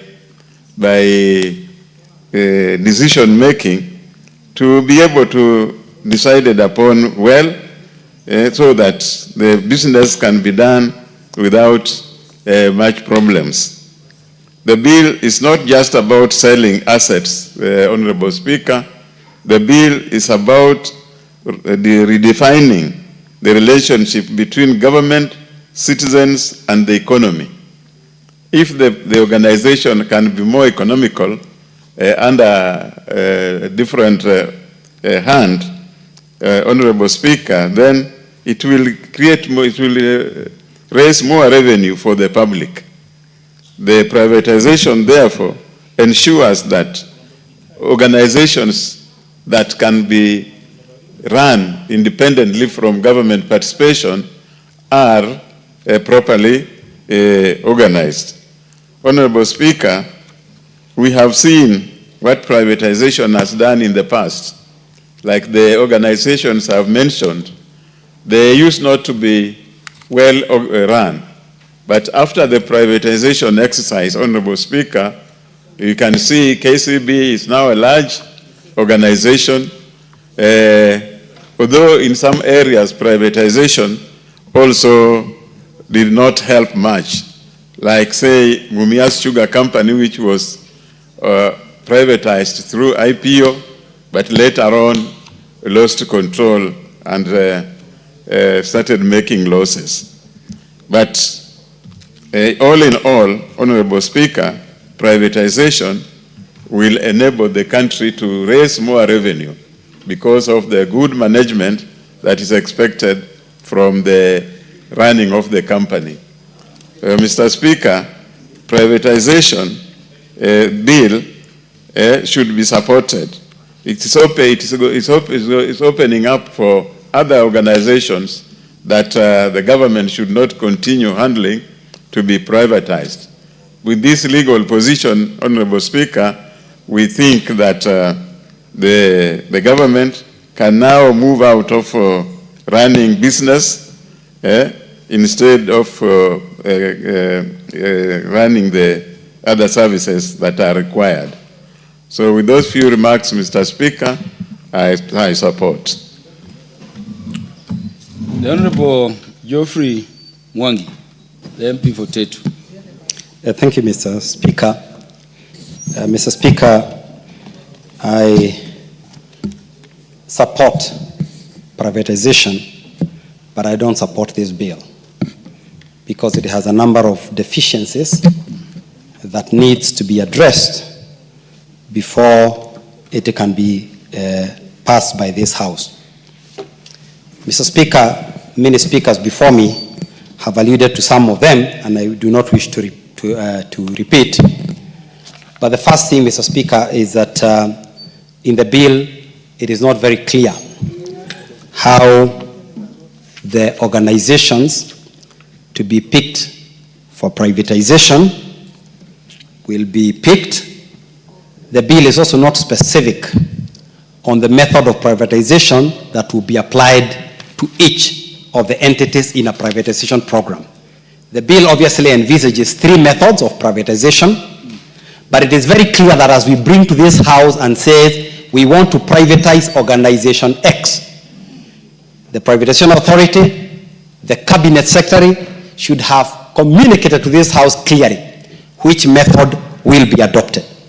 Because, Mr. Speaker, we have to prevent against ambush, where we come as a House and say we are okay to privatize organization X. Then tomorrow morning, it is handed over to Adani through some sort of sale by tender or through some sort of private arrangement. So that is one, Mr. Speaker. Mr. Speaker, the second one is that if you look at Section 21 of this bill, and especially subsection 2, Part C and Part D, there are very good provisions that have been provided there as to the reasons or the considerations that the Cabinet Secretary should take to allow an organization to be privatized. But, Mr. Speaker, if we are to apply those rules, even regarding the privatization that we have just passed, or the session of paper that we have just passed for Kenya Pipeline, that session of paper would fall on its belly. The reason being, the Act here says that the Cabinet Secretary shall consider the strategic nature of the public entity to be privatized and the need to avoid a privatization that may result into an unregulated monopoly. What we have just passed this afternoon for KPC is just exactly these 2 issues. We have given away a strategic asset, and you know, Mr. Speaker, it is not fair to sell the family silver to settle grocery bills. We understand the urgency to pay these pending bills, but we cannot sell a strategic national asset like Kenya Pipeline just to pay grocery bills. Just like, Mr. Speaker, you cannot slaughter the family cow just to provide family with dinner. That is not very clever. So, Mr. Speaker, the other thing is that we may end up with an unregulated monopoly, because as much as we are saying that the government under KPC will have 35%, you know, we don't know whether the rest or the 65% over time is going to be accumulated by some wealthy foreign investor who will just but have full control, of this organization. Mr. Speaker, I also note Section 29, and this has been raised by Honorable Tiende Omoro, that the Privatization Authority has been given a whole 8 years to finalize a privatization, but Parliament has only been given 60 days. So again, I would like just there to buttress the importance of, adding more time. Under Section 31, 32, Mr. Speaker, I see some inconsistencies between the words privatization program, which I believe is a list of organizations that are due for privatization, and the word privatization, which I believe here talks about a specific privatization of an entity. So again, Mr. Speaker, we need to be, there's inconsistency in the words used, in Part 4. So we either remove the word program, so that the Cabinet Secretary presents to this House privatization, not a program, a specific organization for which he has determined is due for privatization, and he can bring many of them in a batch. You know, he can bring this organization and this organization and bring all of them in a batch, for consideration, by Parliament. Mr. Speaker,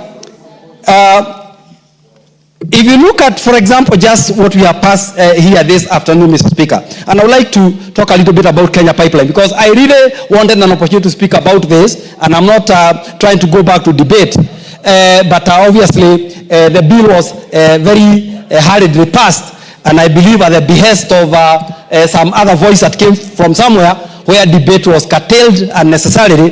But, Mr. Speaker, if you look at the issue of Kenya Pipeline being a strategic asset, being a security asset, why are we rushing?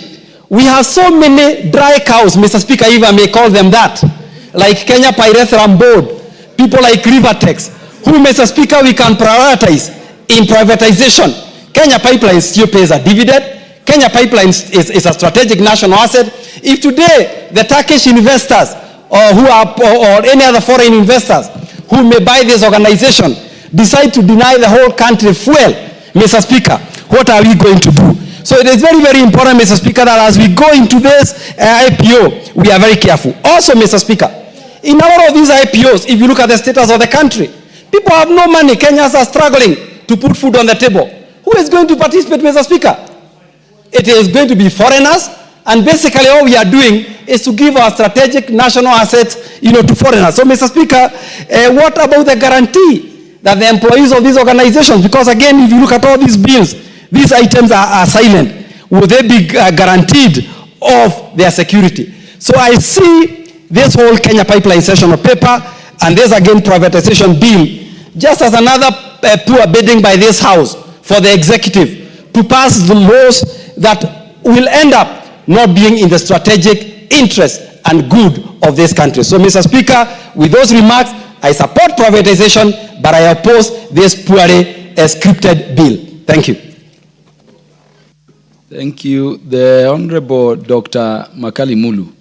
And let me apologize, I confused you with John Makali, Honorable John Makali. Yes. Yeah, thank you so much, Honorable Speaker. Honorable Speaker, you are not the first one to do it. At some point, I've actually suffered because of the two names. We have John Makali and we have Makali Mulu. And I remember when we were doing the finance bill, there was that confusion that Makali Mulu had voted yes for the finance bill. Basically because they saw the name Makali, they never bothered to check the second name. But there's no problem, Honorable Speaker. Honorable Speaker, let me also thank you for this opportunity as I make my contribution to this important bill. Honorable Speaker, this bill is very important, and from where I sit, it's a bill should have actually been passed by this House many, many years ago. Why am I saying so? Honorable Speaker, this House and this country has passed many laws which allowed creation of some of these parastatals. And Honorable Speaker, if you look at the number of parastatals we have in this country, they are actually very many. And basically, you would have three categories of parastatals. You will have some which are commercial in nature, and the expectation is they should be generating money for the government so that they create wealth for this country, they increase our revenue collection, and all what comes with wealth creation, Honorable Speaker. The second category is what I would call social parastatals, ones which serve social interests. Things like NHIF, things like NSSF, parastatals which you don't expect them to make any money, but are good for ensuring that socially they benefit Kenyans. And then the third category, Honorable Speaker, are what we call strategic parastatals. Parastatals which are there to serve the nation. They may not be making money for the country, but at the same time they are not serving social interests, Honorable Speaker. These are parastatals like what we have been saying always about Kenya Airways, where even though it is loss-making, but we continue supporting it as a country. And I would also categorize Kenya Pipeline into that, Honorable Speaker. Parastatals which are critical for the country, and more so for the security of the country, Honorable Speaker. Honorable Speaker, looking at this bill, and without repeating what my colleagues have said, there are some clauses in this bill which are quite critical. And one of them is the clause of public participation, Honorable Speaker. And I wanted to revisit the issue of public participation, and more so the one which is going to be initiated by Parliament, Honorable Speaker. Honorable Speaker, Kenyans would expect Parliament to be very effective in carrying out public participation. And this is basically, Honorable Speaker, because this is the only assembly which represents Kenya, all corners of this country. And the expectation is that as a House, whatever we pass here should be for public interest, Honorable Speaker. So the issues raised by Omoro Atieno and Honorable Member Voteto, Honorable Speaker, are issues which you need to revisit. And when we go to the third reading of this bill, we must make sure that we get them right. The second important issue, Honorable Speaker, is the issue of the principle of transparency and accountability in this bill, Honorable Speaker. This issue has really been discussed in this. And this is very important. This principle of transparency and accountability is very important, Honorable Speaker. Why am I saying so, Honorable Speaker? Because in the past, we have seen parastatals which have been privatized, but the people who benefit are the people who are buying the parastatals, and the public does not benefit in any way, because some of them have been given out or been sold out, Honorable Speaker, at very low prices, to an extent that even the investment cost is never recovered, Honorable Speaker. So I think, Honorable Speaker, this is a matter, as a House, we must ensure that this principle of transparency, Honorable Speaker, we need to entrench that part so that whatever we are going to be in future to be privatizing, Honorable Speaker, we must ensure that it's done in an open way for the Kenyans to benefit. The third matter, Honorable Speaker, is this bill also becomes very important because of the duplication issues. Honorable Speaker, most of these parastatals have what I call duplication laws. Laws have been duplicated, Honorable Speaker. And what is happening is we could achieve the same outcomes by either merging them or selling them off so that we get money to support our revenue as a country, but still achieve the same outcomes. So the fact that now we are getting this serious, Honorable Speaker, means that it could be easy to identify these parasites which are actually duplicating roles so that we either merge them.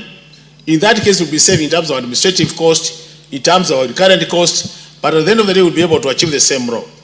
The other issue, Honorable Speaker, which is critical, and now this is where I want to revisit. When you look at this bill, Honorable Speaker, Honorable Speaker, I really need to beg that you listen to what I'll be saying after you go through the Mr. Mutunga, Honorable Speaker. Honorable Speaker, because this is a matter of Honorable Makali, what is out of order, Honorable Jerusha Mumanyi?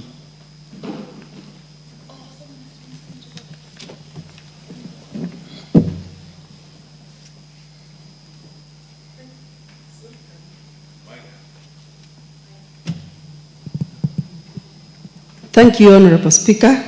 I stand on a point of order 95 in view of what was communicated by the Speaker, that we have an adjournment motion at exactly 6, if the mover can be called to reply.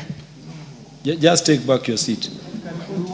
Honorable Makali Mulu, by way of practice, will conclude first. Then I'll remit your request to the House for decision. Honorable Makali Mulu, proceed. Honorable Speaker. Honorable Speaker, now it's unfortunate. The honorable members interfered with my of thoughts, but let me revisit. Now, what I was saying, Honorable Speaker, is I was saying, Honorable Speaker, and I really want the majority leader to listen to this.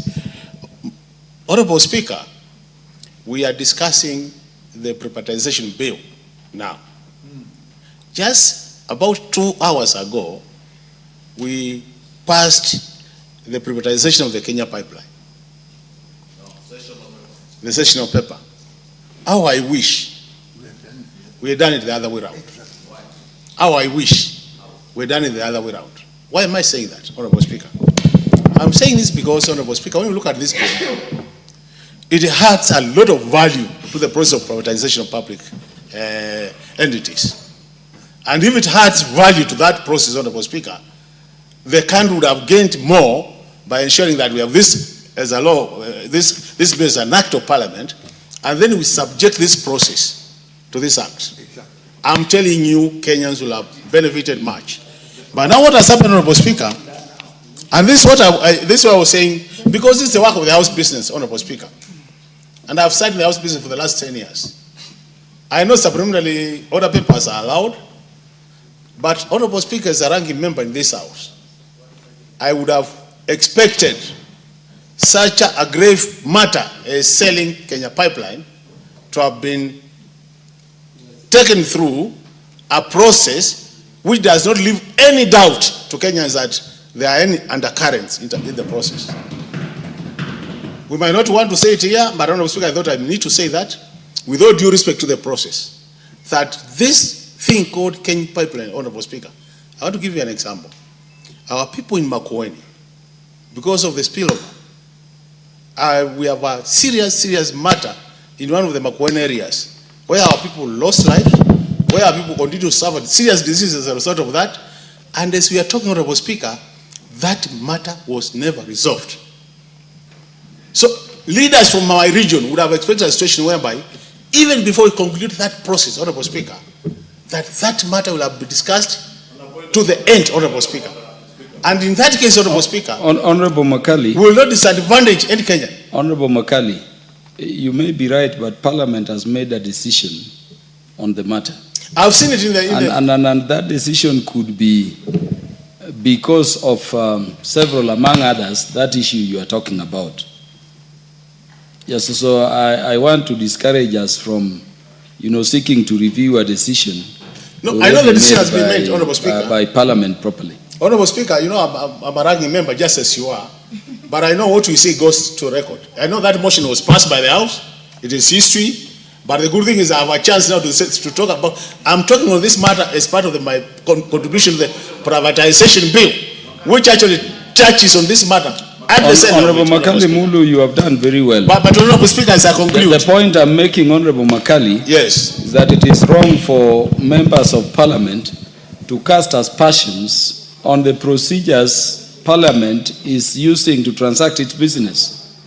This is not the first time the matter of privatization of that subject matter came before the floor. You remember even before recess, it was on the floor. By the way, I remember... And you know, Honorable Makali, that the House Business Committee, I don't know whether it is in the standing orders, but by practice meets around noon. So let us not, as members, be here to cast aspersions on matters Parliament has decided on. Anyway, Honorable Speaker, what I'm saying, and I want to repeat again. Yeah, conclude. I want to repeat again, Honorable Speaker. I've been a member of the House Business for 10 years. I'm not casting any aspersion, Honorable Speaker, to this committee, but what I'm saying, Honorable Speaker, as a country and as a House, Honorable Speaker, is the public knowledge that our trust out there as a House has gone very low.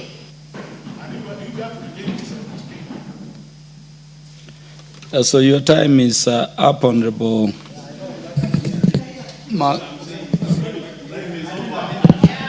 No, Honorable Makali Mulu, you've not requested for time. If you did, I would have made a decision on it. Yeah, honorable members. Yes. Honorable members, the Honorable Jerusha Momanyi, standing at her place, moved that the mover be called to reply. I now put the question under standing order number 95, that the mover be called to reply. Will as many as are of that opinion say aye? Aye. Will as many as are of the contrary opinion say nay? Nay. Yes, the ayes have it. The ayes have it. So mover will reply. Thank you, Honorable Speaker, and thank you because... Order, honorable members. Honorable Speaker, Honorable Kajuang, Honorable Nyikal, just order. You remember I asked the question and paused to listen very carefully. Yes. I had two members, they were very loud, but really there were more. There were more members in terms of the ayes. Honorable Speaker, on a light note also, yeah. 10 voices cannot compete with the Honorable TJ Kajwang's voice alone. And democracy is about numbers. Therefore, the ayes had it because there were more people saying ayes than Honorable Kajwang and Dr. Nyikal. But Honorable Speaker, allow me to take this opportunity to thank all the members who've contributed and just reply to some of the salient issues that have been raised, beginning with what Honorable Makali Mulu was raising, on the need to have other modes of privatization or other ways of enhancing the efficiency of government or state-owned corporations. And indeed, it is true, and Honorable Makali Mulu has sat in the Budget and Appropriations Committee. He was indeed my member in the Budget and Appropriations Committee. And many of the things that we dotted together as members of the Budget and Appropriations Committee that government needs to do is the issues that we are speaking to today. Privatization through either IPOs or getting strategic investments, merging state corporations, and indeed I want to confirm to Honorable Makali Mulu, as he was saying, that there is also the drive and the move to merge some of our state-owned enterprises, those that duplicate functions, to enhance efficiency and save on public resources, and therefore, in direct answer to an issue that Honorable Makali Mulu has raised, I can confirm that. On the other pertinent issue, Honorable Speaker, that has been raised on public participation, especially on the contributions by Honorable Otiende Amolo. And Honorable Speaker, you did very well in articulating what is already provided for in the Constitution. And Honorable Amolo was posing the question as to why are we specifically providing under this statute for the Cabinet Secretary in the National Treasury to carry out public participation. And indeed, in your guidance, you offered that answer, that the Constitution provides explicitly for public participation in legislative processes, and therefore we do not need to duplicate what is already provided for under the Constitution, but does not provide for mandatory public participation by the executive. And that is why under this bill, we are saying when it becomes an act of parliament, it will now be mandatory for the executive to carry out public participation. And I did say when I was moving that this bill seeks to address many of the issues that were raised by the court on issues to do with public participation, inclusivity, and I did state in moving that we are making sure that even stakeholders, all stakeholders involved in this process of privatization are involved in that process, and therefore the straight answer to Honorable Otiende Amolo on why we are explicitly providing for the executive to carry out public participation is to make sure that there is no lacuna in terms of ensuring there is inclusivity, that also we involve all the stakeholders, and therefore the executive is obligated to make sure that even before they bring that privatization program and process to Parliament, they have done their own public participation. Parliament, as is provided for by the Constitution, will, as a matter of constitutional obligations, carry out public participation. Does the 60 days the Honorable Otiende Amolo was speaking to constrain Parliament in terms of public participation? It does not. Because by tradition and even practice, ordinarily we do our public participation within 7 days, 7 to 14 days. I think the longest public participation that I have seen over the last 3 terms of Parliament that have been in this House is one that went on for about 28 days. But normally within 7 days, Parliament is able to conduct public participation even on critical bills like the finance bill where they go out of the country. They do it, even the Budget and Appropriations Committee, which Makali Mulu sits in. Within 7 to 10 days, they have finished public participation even outside where Parliament sits in Nairobi, in the counties. And therefore, the 60 days that are being provided for approval of this process by Parliament does not in any way constrain public participation, since we can do public participation. On the issue of tribunals under Section 53, Honorable Speaker, that you alluded to also yourself, as Honorable Otiende Amolo was contributing, it is true there is already a tribunals bill which is already under publication. And very soon Leader, there is an adjournment motion which was allowed. 6. Yes, let me conclude with so that. The House was to adjourn at exactly 6 to go into that motion. Sorry, I forgot to look at the time, Honorable How Speaker. long will you... 2 minutes and I'm done. Yes. I was actually concluding on Section 53 on tribunals, saying that the publication of the tribunals bill is underway, and it will create a distinction between the quasi-judicial tribunals and the administrative tribunals, and this is such one tribunal that is not quasi-judicial, that will not need to go to the judiciary, is a more administrative tribunal that can be done under the executive, Honorable Speaker. And therefore, with those many remarks, Honorable Speaker, I need not replied to the political issues that were being raised by some members. Honorable Wandeto spoke a lot on political issues that are not important in such an important matter as privatization, and therefore I beg to ignore those political issues. They can be dealt with in other forums, like in funerals and weddings, not on the floor of Parliament, and therefore ignore those, and I therefore beg to reply. This is a very progressive bill, and it will offer us an opportunity to do what is right, what is good for the people of Kenya, to be able to raise revenues through other alternative means of raising revenue other than taxing Kenyans or going out to borrow. It's shocking, Honorable Speaker, that the people who shout out there that, oh, you should not borrow, you should not overtax Kenyans, today are the same people who say they oppose privatization. And that tells you, Honorable Speaker, the fallacy of politics, and that's why I chose to ignore the Honorable Wandeto and others who are on political issues. I beg to reply. Honorable members, I have confirmed the House has quorum to transact business. And I therefore proceed to put the question that the privatization bill order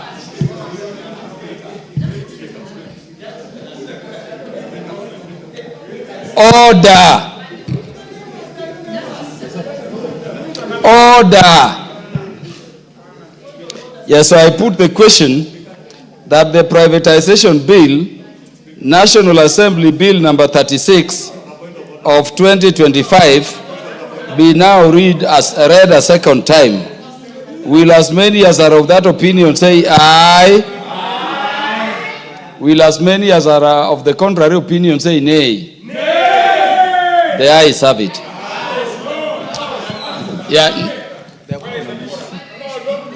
Next order. Next order. A bill for an act of parliament to provide a regulatory framework for the privatization of public Next order. entities, to establish the privatization authority and for connected purposes.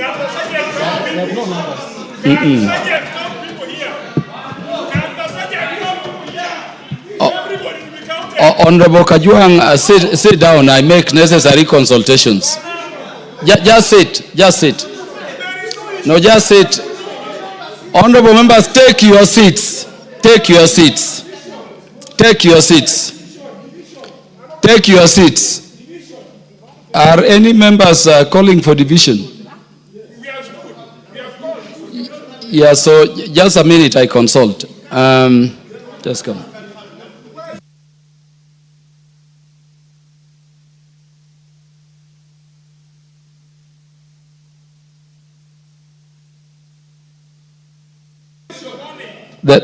Honorable Kajuang, kindly approach the speaker.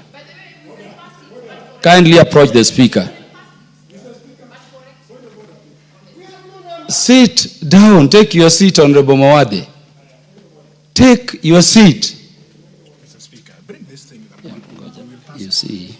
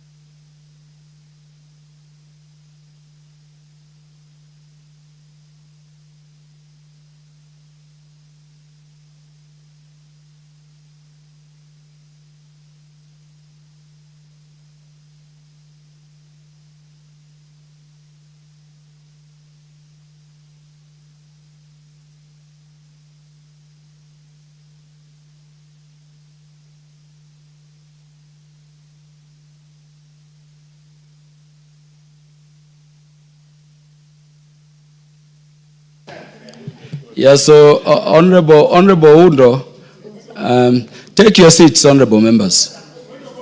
Honorable Mawade, it is a disorderly conduct to raise a point of order incessantly. Yes, I want the next order called. It is the adjournment motion we are going to. Who is moving the adjournment motion? Yeah, the Honorable Naisula proceed.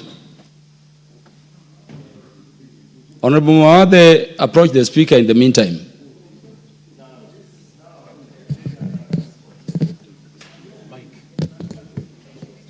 Would you give Honorable Naisula Lesuda the mic?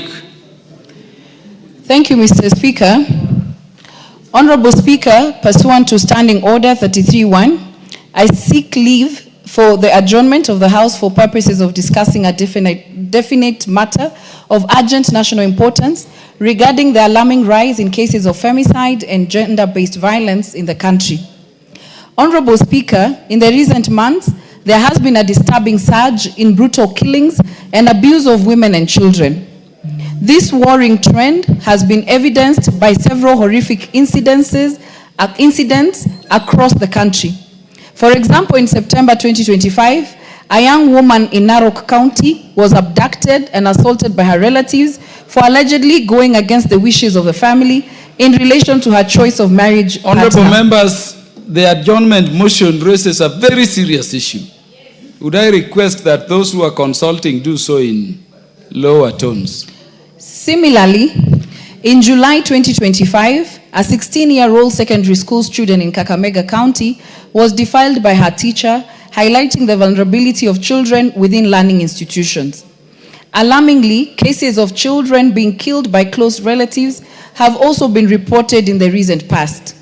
For instance, an 11-year-old child from Bomet County was killed by his father following a domestic disagreement, while in Tana River, 4 children were allegedly buried alive by their father as a form of punishment.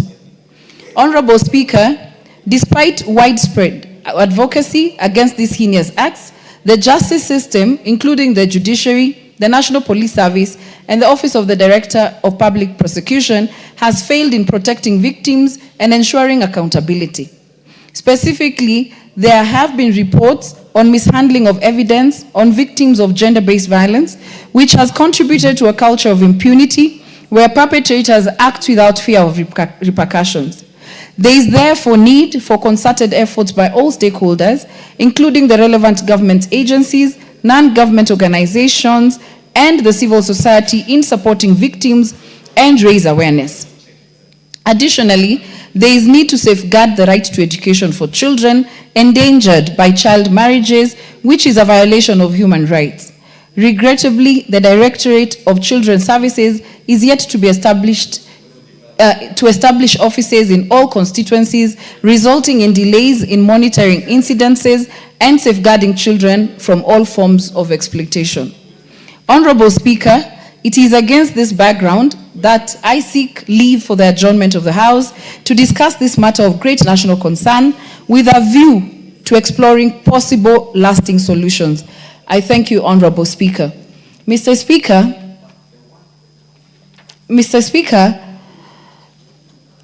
I want to first thank the Speaker for accepting this House to adjourn to discuss this national matter.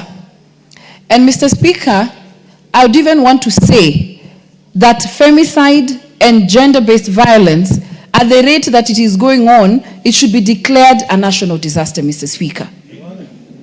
Mr. Speaker, we cannot be a country that sees its children, and you know it has been said that if you want to know how a country is or how leaders are, and leaders, it means everybody, because I'll explain who needs to be on the table on this matter, Mr. Speaker. It is how it treats its most vulnerable people, Mr. Speaker. And for me, children, women, they are very, very vulnerable in our society, Mr. Speaker. And how we treat this matter, Mr. Speaker, just like the gentlemen who are standing consulting in loud voices in this House, Mr. Speaker, how they are taking this matter, Mr. Speaker, just tells you how serious this matter is being taken in this House, Mr. Speaker. And I would like you to protect me from the gentlemen here who are consulting in loud tones, Mr. Speaker. Mr. Speaker, I need your protection. I need the members to consult in low Order. voices or they go out. Order, members. These ranking members, order. We want to see and hear. And it is a speaker the doing honorable that. member in total silence on these important matters. Yeah. Thank you, honorable members, for dispersing. You may continue. Thank you very much, Mr. Speaker, for your protection. It's okay.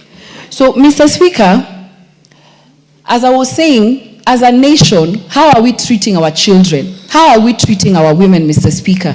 And that doesn't also mean that there are no boys or men who are actually facing gender-based violence. Just as I said, the child who was killed in Bomet was actually a boy. And so this is why, and that is why it's also called gender. It is not just called female or women, Mr. Speaker.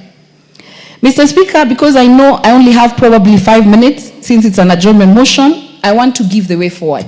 Because I cannot overemphasize what is going on in the country. In my own constituency, Mr. Speaker, 2 days ago, a father killed 2 of his children and stabbed the wife. Right now, I'm dealing with a child who was raped by a doctor, a person who children go to and women go to. We have a case in my court of a doctor sedating children and raping them. Mr. Speaker, I am in a group called KEWOPA, Kenya Women KEWOPA Parliamentary Association. Every day, the women in this house share horrific stories of what is happening in their counties and constituencies, Mr. Speaker. And that is why I'm also pushing that in this parliament, we need to have social, psychological support, and especially of the women who sit in this house, Mr. Speaker. Because it is the women in this house who every day have to deal with such matters. I see it, I feel them, I see what they are going through in their constituencies, Mr. Speaker. And that leads me to a point, Mr. Speaker, I urge on my male colleagues that maybe the fact that every time there is an issue of femicide and gender-based violence, even in the country, the first question that everybody asks is, where are the women leaders? What are the women leaders doing? This is a national issue for all of us. My male colleagues, I call upon you, please speak up. Please stand up for the women and even the boys who are being molested, who are being killed, and even the girls. Because you're the leaders, even of our families. Your voices will be heard. Because maybe people are also tired of the women crying every day and the women talking. And so I urge my male colleagues to also stand up to be counted. The girls, the women, Mr. Speaker, for a long time, we've been pushing issues of early marriages, issues of FGM, and it is the women of this country who have been doing it. In civil society, in parliament, in the church, in schools, it is the women who have been doing it, Mr. Speaker. And that is why in some places we have made progress. That is why in a constituency like mine, they can now elect a girl or a woman. We have made progress. Now, we are being told the girls have gone ahead. Oh, you women, why are you forgetting the boys? So, you men, uncles, fathers, also come and talk to the boys. Because there are things I will not know how to talk to the boys about. I don't know about wet dreams. I don't know about I don't know. But I know about menstruation. I can talk to my girls about it. I know a number of things. Please stand up and also talk to our boys. Be strong father figures. And let us raise our children collectively as it was in the past. We've become so individualistic and capitalistic as a country that everybody just thinks about themselves, their families in nuclear. And I can see already my time is about to end. So I'll now say what I think needs to be done, because a lot has to be done. It has to start at the family level, that the family has to stop protecting perpetrators of gender-based violence and femicide. It has to start at the police stations. When these children come to report, one of my police officers asked the mother of a child who came to report, Mr. Speaker, please give me just 3 minutes. Because I'm giving Honorable the member, you really need to summarize. I'm summarizing the way forward. Order, Honorable member. Thank you. This is your own motion, and remember, you are supported overwhelmingly, and members are here to support you. Proceed. Thank you. The policeman and a woman laughed at that girl and told her, how is that a child? She looks over 18.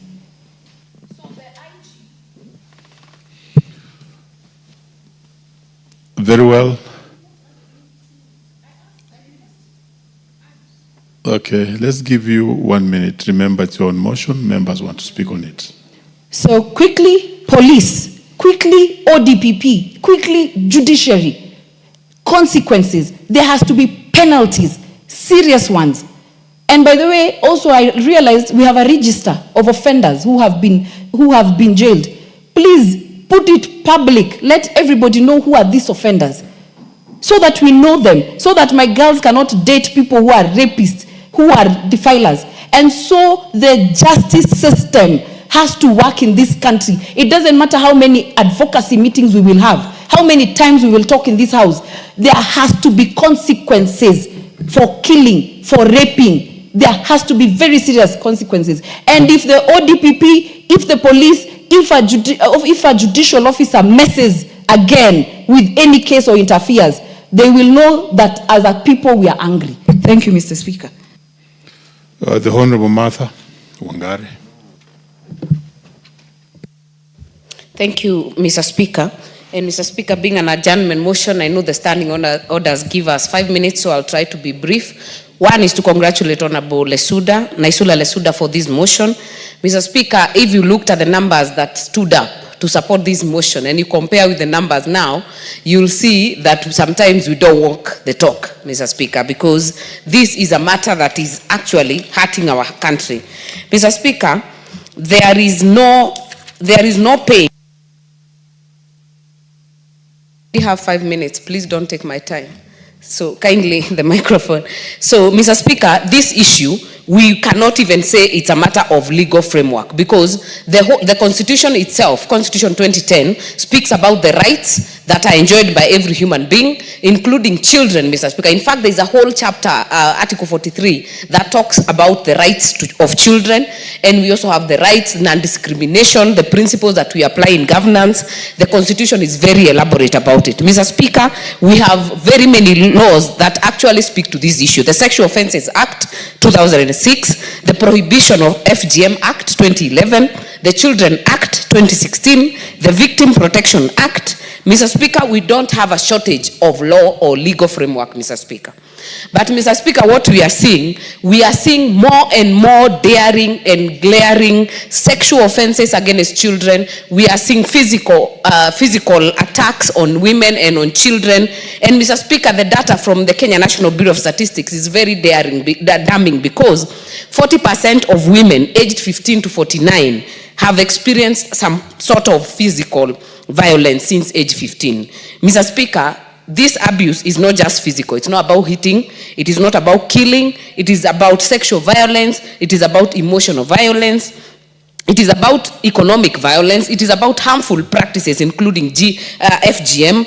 It is also, Mr. Speaker, including online GBV, which includes cyber stalking, harassment, and non-consensual sharing of intimate images and videos. Mr. Speaker, even us as women here in this house, Mr. Speaker, I know so many that have gone through it. Blackmail through a partner who has been intimate with you. Mr. Speaker, if we can have women today being paraded in political rallies, like turn around, let us see you behind. Mr. Speaker, in 2025, it is unfortunate, and this is a form of sexual harassment.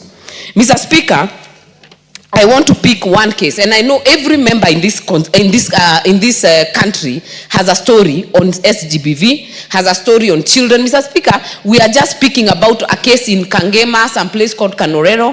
A woman murdered 2 children that are born by her, Mr. Speaker, to punish the husband. We have had children who are killed in 2023, September 12. I still remember, Mr. Speaker, a girl from my constituency called Jasmine Joki in Kasambara was gang raped, Mr. Speaker, and was murdered. A 12-year-old coming from school, Mr. Speaker.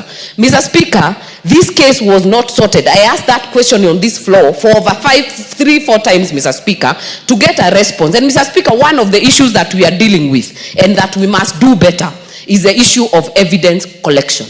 Mr. Speaker, any SGBV or sexual offense case, when it is mishandled at the source, then we cannot remedy it at the courts or the judiciary system, Mr. Speaker. Mr. Speaker, when that girl was raped in my constituency or defiled, the DNA that was collected to help to nail these culprits and these pedophiles, Mr. Speaker, has to be taken to Kisumu for analysis. Mr. Speaker, tell me why we do not have in every county today a DNA diagnostic center as it is, Mr. Speaker. We must walk the talk. The Ministry of Interior must do better. Let us have KEMRI offices in every county. Whenever we need to collaborate DNA, Mr. Speaker, it is done. Because what happens in these cases, Mr. Speaker, when you arrest these people and they are not charged in court or they are charged and released on bail, Mr. Speaker, they go back to the villages and they tell them, what are you going to do? So can we walk the talk as legislators and as leaders, as parents, Mr. Speaker, to actually protect our children and the vulnerable in our community? I thank you, Mr. Speaker. The Honorable Raila Obo.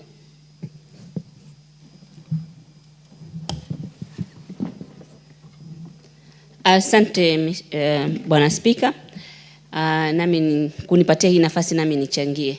Pia namshukuru, nataka nimpongeze Mheshimiwa Nesula Lesuda kuleta huu mjadala. Kwa hakika ni ukatili kuua kiumbe chochote, lakini ni ukatili zaidi kumuua mwanamke. Maana saa nyingine hawezi kujitetea au yule mtoto kumuua ni ukatili zaidi. Lakini kabla sijaendelea kuzungumza, nataka nirekebishe hapa kwamba imezungumzwa Tana River, kile kisanga ambacho inatembea kwa mitandao, lakini nimehakikisha nimepiga Tana River, nimempigia women rep wa Tana River, amenihakikishia si kwao. Hata kwa hiyo Keopa nimetuma hiyo video, huyo mama akisema ilikuwa akifanya tu mzaha.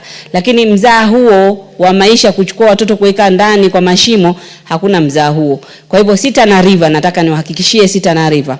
Lakini kokote kule duniani ambaye mtu alifanya kisa kama kile, si sawa alivyofanya.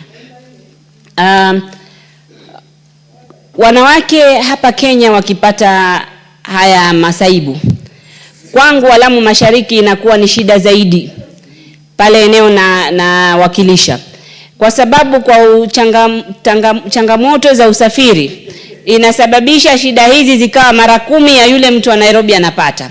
Kwa mfano nitoe mfano pale Basuba, wodi ya Basuba,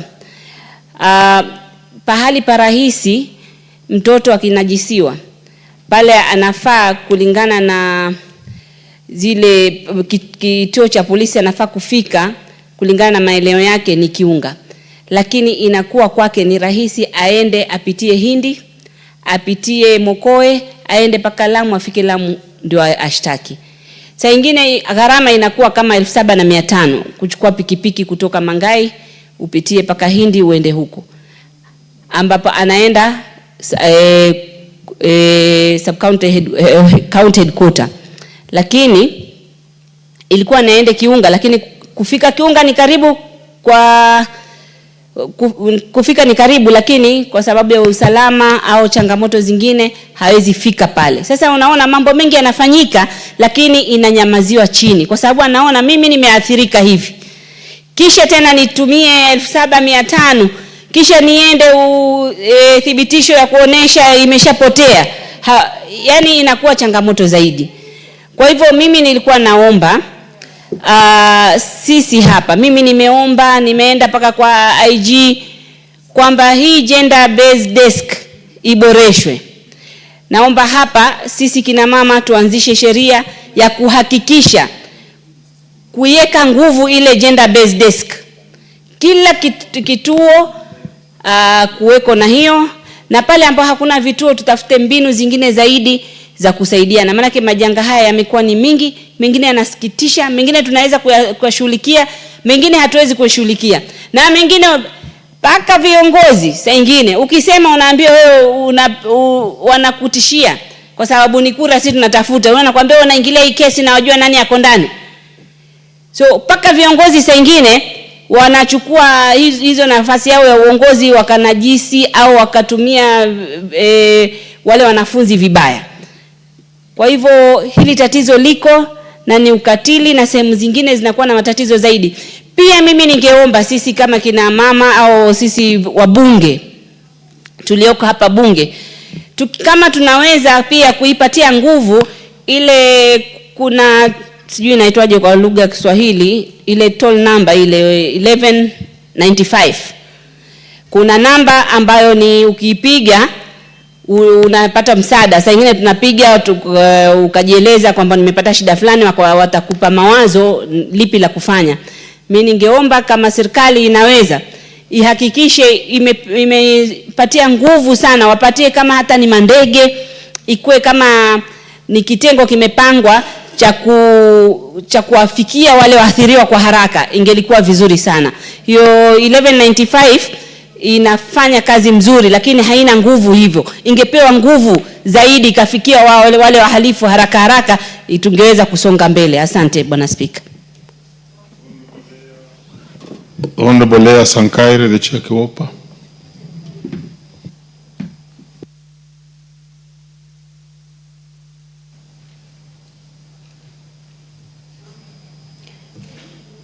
Thank you so much, Honorable Speaker. I rise to support the motion and thank my sister Honorable Naisola for bringing up the motion. The issue of GBV and femicide has become not only a women issue, but it has become a national issue. It's an issue that needs our holistic approach in dealing with it, because it has become a disaster in our country. Honorable Speaker, it is worrying to hear of the numbers of the reported cases of femicide and gender-based violence.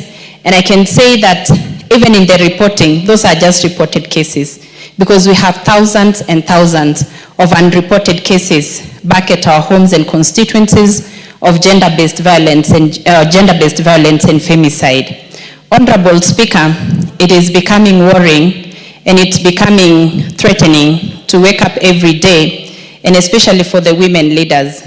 Every single morning when you wake up, the first call you receive is of a woman or a girl or a boy that has undergone gender-based violence or has undergone femicide.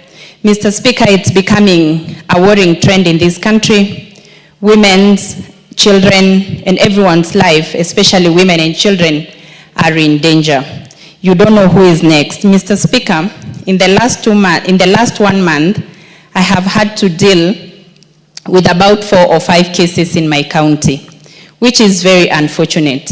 One of the cases was a woman who was working in Kiserian town, left her workplace at around 7 p.m.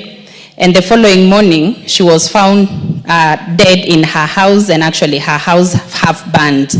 Mr. Speaker, when we were addressing that issue, the following week, another woman also working in Kiserian market was also found dead in her house. Mr. Speaker, it is becoming unbearable. It is becoming unbearable, and it is wrong that women's lives, the lives of women and our children are in danger, and we need to do something, and we actually need to look into this issue, not just as a women issue, but as a holistic issue, because where we're heading to as a country, it's becoming a national disaster. I think we should just announce as a national disaster so it can get the attention that it so requires, and actually get the attention that it requires, because it requires a lot of attention. Mr. Speaker, one of the issues that we're actually coming across when facing these cases is that each and every case in Kenya is actually bailable. You find a culprit that has been held in custody, but even the one that is actually being suspected of murder is given bail and goes out again to continue doing the things that they do. Those are the things that we need to change in this house to make sure that a perpetrator suspected of murder cannot be given bail or bond to get out and continue with the act. Mr. Speaker, it's becoming also it's so difficult, especially when we do not have DNA diagnostic centers in every constituency or in every county. And so most of these cases go unreported, and sometimes when you report them, they have to travel for kilometers away to go and look for a diagnostic center. Mr. Speaker, I think it's an issue that needs urgent attention. It's an issue that calls for national attention. It's an issue that calls for our judiciary, our police, our leaders, and everyone in this country to start speaking about GBV and look for ways to curb this thing because it's becoming unbearable.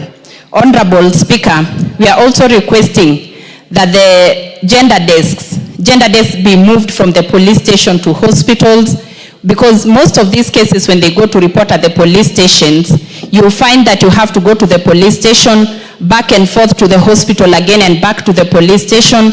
We request that this gender desk be moved to the hospitals so that it becomes easy for the victims to report and actually be treated at the same time.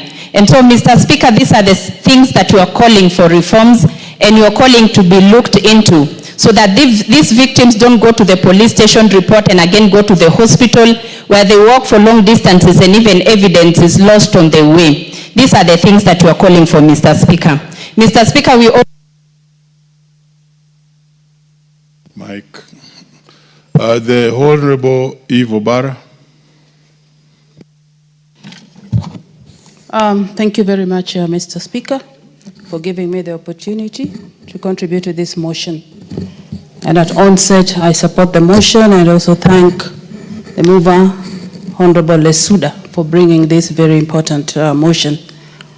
Mr. Speaker, over the last few months, on the wall of Kewopa, just Kewopa, we have seen cases after cases of women who are either killed or other assaulted, children who are assaulted in various areas. Mr. Speaker, we have also seen harrowing stories across the nation of women and men who have been killed by people who are expected to protect them. Mr. Speaker, recently there was a case in Busia where a lady was stabbed severally by her husband and killed in the full view of her child. Mr. Speaker, the husband went further to rape the house girl in the full view of the child again. So you can imagine, you don't even want to imagine what that child is going through at this moment. This is not the only case, Mr. Speaker. We've had cases of women thrown down balconies by men they met through social media. Some of them they are known, some of them they didn't know. And this has been going on for a long, long time, Mr. Speaker. And we have to speak up as women that this matter be addressed seriously by this nation. Mr. Speaker, I support my colleagues that we should have gender-based desks in each and every sub-county, and preferably to be manned by a lady, for the simple reason that women, by nature, are emotionally prepared sometimes to handle some of this or have sympathy to people who have been affected. Mr. Speaker, I come from a rural constituency. Mr. Speaker, we've also had cases of women being killed by men who have inherited them. Mr. Speaker, in one of my forums in the constituency, I asked that the chiefs or the SECs within the communities should insist on certificates of good conduct from some of these men who just appear from nowhere and they start living within the community. That there must be a certificate and they must say where they've come from, because some of them are even murderers. You remember the case of that lady from in Isili who was killed. Mr. Speaker, I remember the driver had come from Ethiopia And he had killed before coming to Kenya. And when he came to Kenya, he now camouflaged his background to be having been in the army. He was a good man. He was doing all these good things to the family of this lady. What did he do in the end? He killed her. So we must be vigilant as a community, as Kenyans, to make sure that these people who come within our communities must be reported. And if you know somebody who has done that, I'm asking all our people in the communities to make sure that they report them.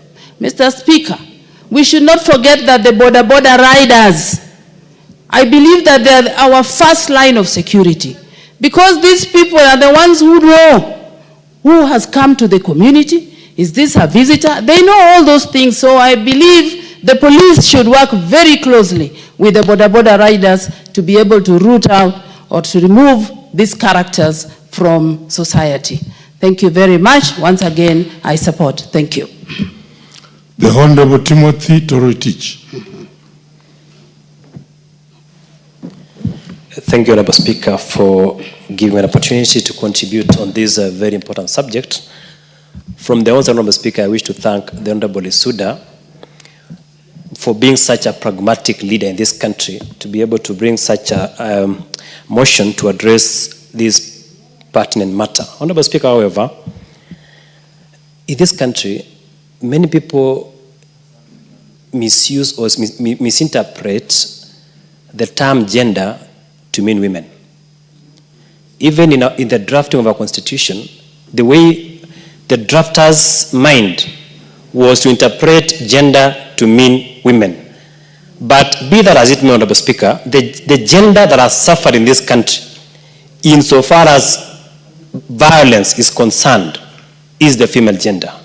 And therefore, Honorable Speaker, we, as a male or as a man in this country, I wish to condemn femicide and gender-based violence in the strongest terms possible. Honorable Speaker, however, if you look at our Constitution, in particular Article 29 and Article 53, this issue has a foundation in our Constitution. For the avoidance of doubt, Honorable Speaker, Article 29C says that every person has the right to freedom and security of the person, which includes the right not to be subjected to any form of violence. That is Article 29. Honorable Speaker, Article 53 also says that every child has a right to be protected from abuse, neglect, harmful cultural practices, all forms of violence, inhuman treatment, and punishment. Honorable Speaker, therefore, my issue, and I wish to inform my Honorable Lisuda, we have enough legal framework in this country to protect those who are vulnerable. We have our Constitution, we have the Sexual Offences Act, we have the Anti-FGM Act, we have the Children's Act, and so many other enabling legislations in this country. The problem is the implementation. Our implementing agencies are sleeping on the job. When a matter is reported before a police station, when a matter is taken to court,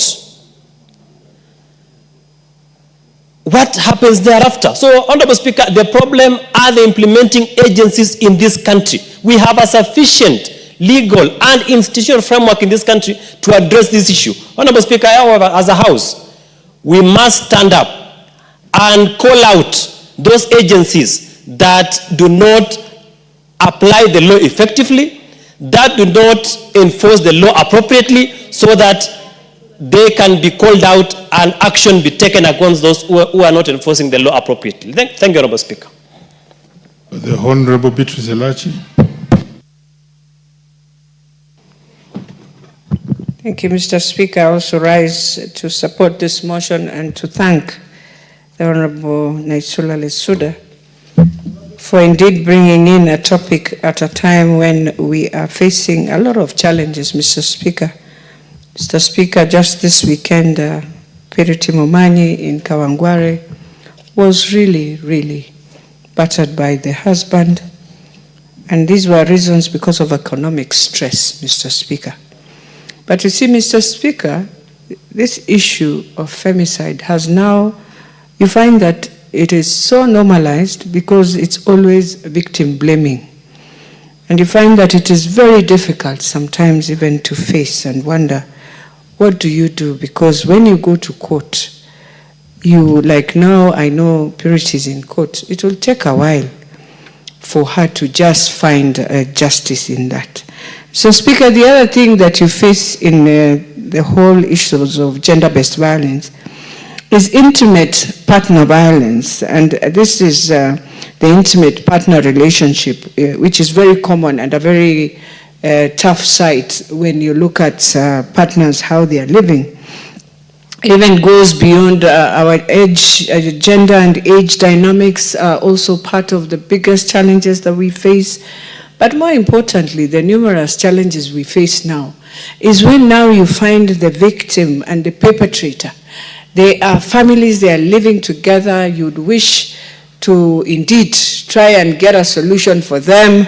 But because of our cultural norms, again, you find those are barriers that are facing a lot of women in this country. I mean, I looked at the video for Our Lady in Narok. Very serious cultural barriers. But you look at the whole scenario, you find there's a lot to be dealt with, as much as you are moving to see how do we get solutions. And so even as we appreciate, and I want to thank the President, because the President was able to give each woman in this August House resources, Mr. Speaker, to go out there just to create awareness. But I want to also say this. As much as we've created that awareness, you've made people, trust me, Mr. Speaker, there is a lot to be done. A lot to be done. And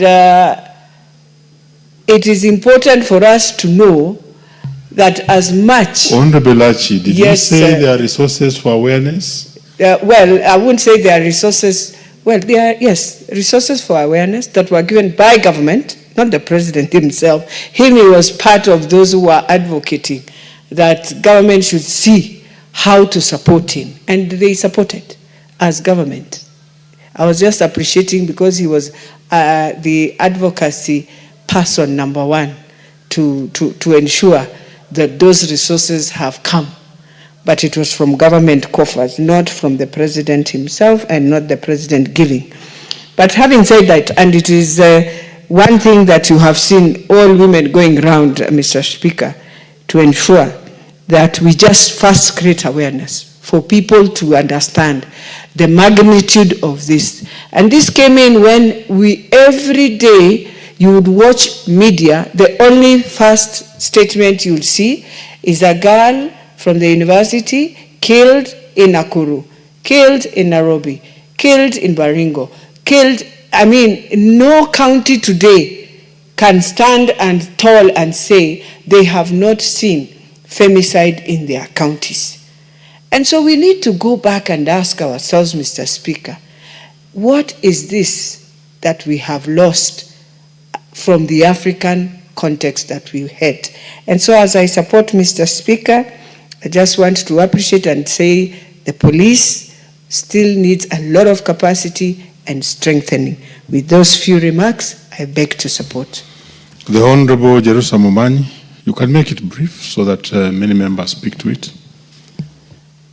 Thank you, Honorable Speaker, for according me this chance also so that I can also support this motion, as I appreciate Honorable Naisura for bringing this very, very important motion. For sure, as women members or as women leaders, there is no single day when we have not received reports of gender-based violence in our constituencies, in our counties, and every day we see reports, we hear reports, and most people who are affected are the young girls, the young ladies and the young mothers. This has been sometimes because of the hard economic times that we have, and of course, when we go deeper we have come to understand that there is something which is going on wrong within our communities. Because life is sacred. And even in our culture, whoever could take life, that person was to be segregated. But, Mr. Speaker, these days, a person kills, is taken to the courts, and within a short time, you find that person has come out and walking around and does not care. So we are perplexed, Mr. Speaker, that the gender-based violence and the rate at which it is growing, it is so alarming that as Kenyans we have to ask ourselves, where did our values go? What is going on? Like in my county, 2 weeks ago, we buried 4 people of the same family because a boy and a girl who had married and maybe had suspected that they were not staying well, tried to depart. That made that young man to take the life of the young girl and then take the lives of both the parents and the child of that young man. That means with the level at which the femicide has grown is too high, that as a government and as a country, we need to ask ourselves and then come back and look for solutions. For example, our president, of course, had given a go-ahead from Treasury, and we got some money, which made us to go out and do campaigns, but the campaigns were not enough. We have agencies which are supposed to make sure that the law which protects life, the law which is supposed to make sure that each person is protected, that these agencies are not actually they are not actually doing their job properly. We don't know whether it's because they lack money or what they are lacking.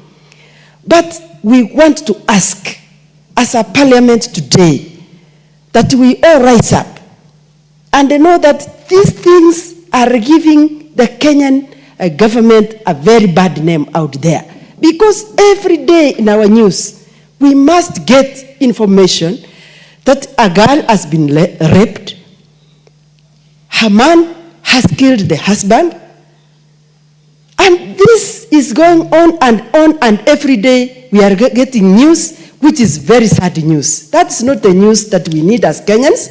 We need to rise up and make sure that the gender-based violence, the femicide which is on increasing, has got a solution so that we can take care of the lives of our people. Thank you, and I support this. The Honorable Fatma Masito, and because of the overwhelming interest, it's 3 minutes. Proceed. Asante sana Mheshimiwa Spika kwa kunipatia fursa hii. Nami niunge mkono hoja ambayo imeletwa na Mheshimiwa Naisula Lesuda. Kwa kusema ukweli, Mheshimiwa Naisula, wewe ni shujaa. Hili jambo la ubakaji, ulawiti na mauaji ya wanawake limegonga vichwa vya habari, Mheshimiwa Spika. Mheshimiwa Spika, sasa hivi sijui ni shetani gani ameingia binadamu, mtu anaweza kuua mke wake.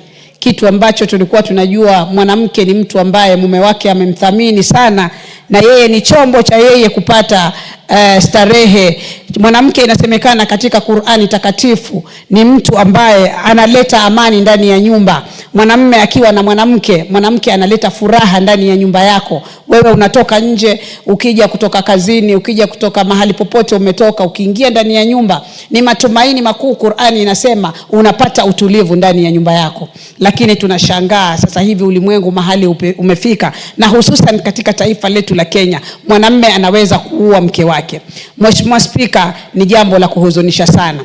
Mheshimiwa Spika, tukiangalia swala la ubakaji na ulawiti, ambao umekita mizizi katika taifa letu. Mheshimiwa Spika, Mheshimiwa Spika, tunashindwa wanawake waliojaa katika hili taifa ambao wako tayari kupeana huduma, lakini mwanamume anakwenda kuchukua mtoto mdogo, mtoto wa chini ya mwaka mmoja, mtoto wa miaka 5, mtoto wa miaka 12 ambaye hata hajui ile starehe iko wapi, lakini yeye amepata mahali pa kufanya starehe. Mheshimiwa Spika, tunasema swala hili sisi kama wanawake na wanaume ambao tuko katika bunge hili ambao ni viongozi, tunalilani vikali swala hili la mambo ya ubakaji na ulawiti na mauaji ya wanawake.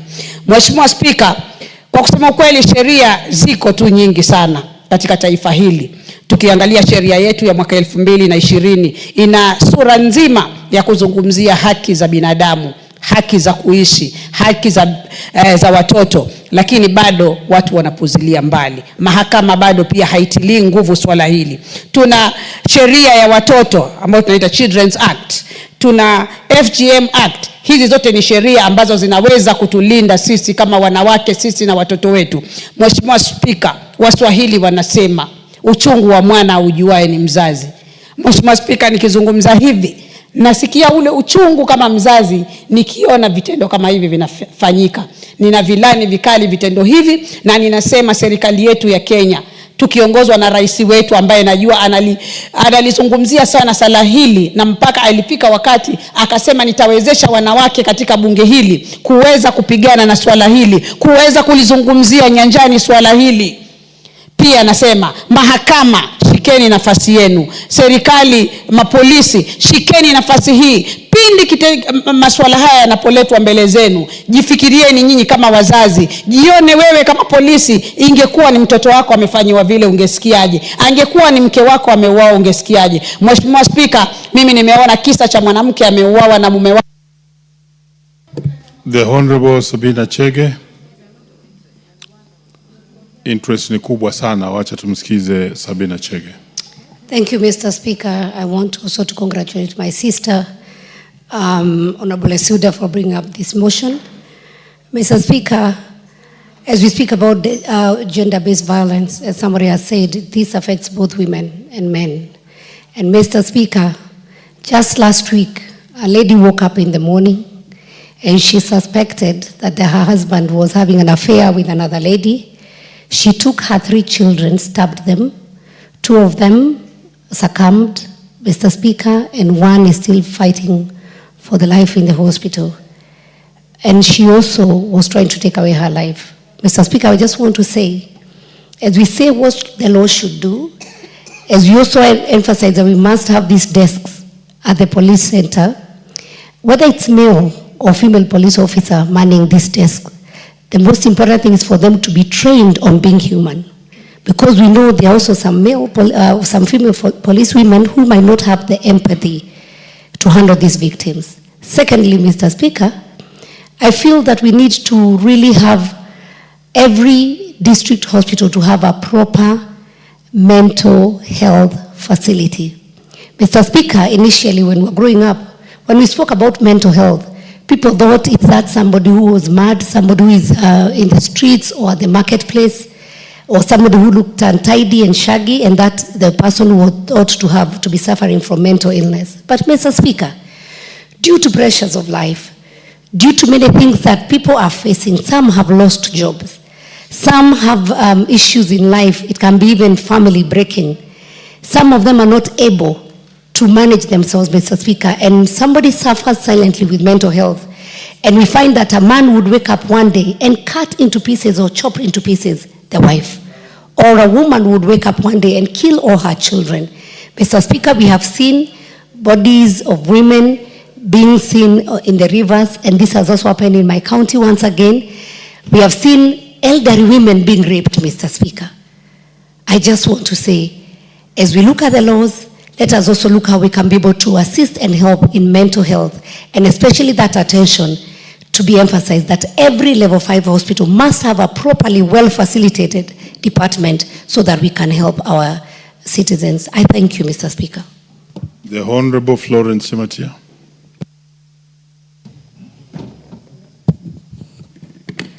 Thank you so much, Mr. Speaker. I also want to thank Honorable Naisula for this very important motion before us. And I must say it's very timely, as most members have spoken before me. I want to also reiterate that it is high time for this country to sit down and call a very important conversation on this GBV and domestic violence matter. If you look at the occurrences of the day, unfortunately, Mr. Speaker, it gives me an imagination that I think we are living in a society where men have stopped being in charge. I am a pastoralist, and many of the times we used to listen to what our fathers and men like uncles give direction in many ways. And if you talk about FGM, for instance, early marriages, like the one that occurred in Narok, this was done by young men forcing a girl.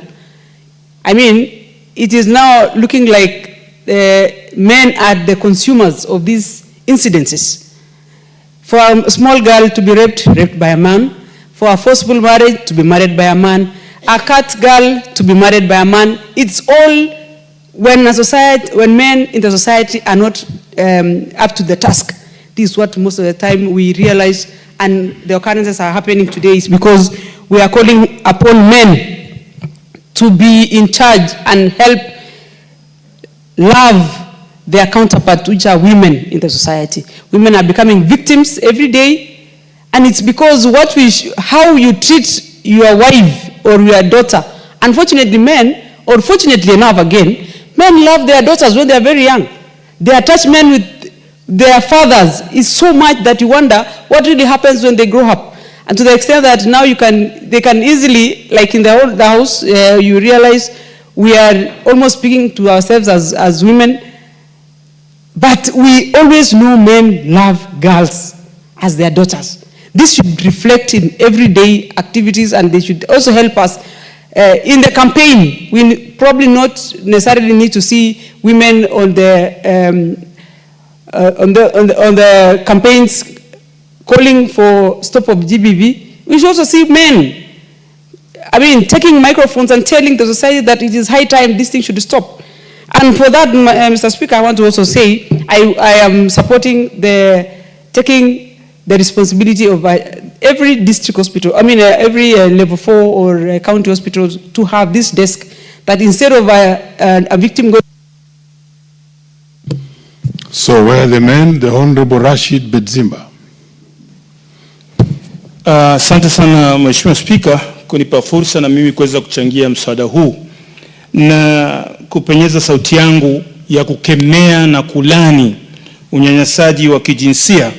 Na hili swala si swala la wanawake peke yake, kwa sababu hili ni swala letu sisi sote kama taifa, kwa sababu hii ni janga la kitaifa.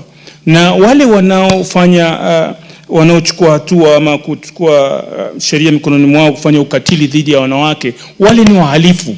Wako wanaume ambao wanaishi na wanawake kwa kipindi kirefu. Mimi mwenyewe Mheshimiwa Spika nimeoa sasa nafikiri ni miaka 40, niko na mke wangu na tunaishi, tumezaa watoto wake kwa waume. Kwa hivyo wale wanaofanya jambo kama hilo, wale wenyewe ni mashetani na ni wahalifu na wanatosha kupelekwa katika vyombo vya kisheria.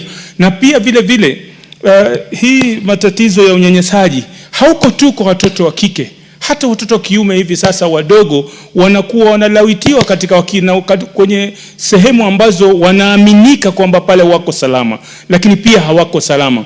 Kwa hivyo hili ni jambo ambalo ni janga la kitaifa. Hata saizi ukiangalia runinga zetu za kitaifa, habari kila siku lazima kuna tatizo la mauaji, liko matatizo ya ubakaji, iko tatizo, wengine ni watu ambao wa karibu sana ambao huwezi kuamini kwamba unaweza kumtenganisha na watoto wako ama na ndugu.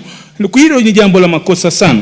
Kama kuna wakati ambao vijana ama kaka wanampiga dada kwa sababu wanamlazimisha aolewe na mtu asiyokuwa hana mapenzi naye, hiyo ni hatari kubwa. Unaweza kuwa unafanya suluhisho la karibu, lakini hatari kubwa huko mbele na ukwenda, alafu inakuja matokeo ya mtu kuuawa. Kwa hivyo mimi ningesema kwamba serikali inatakiwa kuweka sheria kali kwamba mtu yoyote ambaye atafanya jambo hili au atawekwa kizuizini na hata pewa dhamana, bora kuwe na uhakika kwamba lile jambo yule mtu amelithibitisha, ili kuwe na ulinzi, kwa sababu vizazi vyetu sasa vinakuwa na hofu, wanakuwa hamwamini mjomba, hamwamini mshangazi, hamwamini jirani, wakiangalia habari ni hofu, na hizi inakwenda katika mataifa tofauti ya nje, wanaoangalia habari zetu wanaona kama sisi hatujastaarabika. Kwa hivyo Mheshimiwa Spika, mimi nasimama kulani kitendo hichi na kusema hao ni mashetani,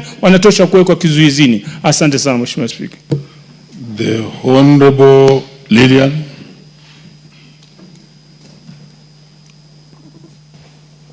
Thank you, Mr. Speaker, for giving me this chance to contribute to this motion by Honorable Lesuda. I also stand to say that I condemn the act, and I know we've been condemning and will keep on condemning. But as much as we are condemning the act, Mr. Speaker, I don't think we will find the solution to this problem, not unless we change the policies. The time that we accepted that rape case and murder case be bailable is the day that we spoiled the entire thing. Mr. Speaker, we have seen people kill and they come back home and they mingle with people. We bury the victims and this person is still there and he continues and even threatens and even commits more other offenses.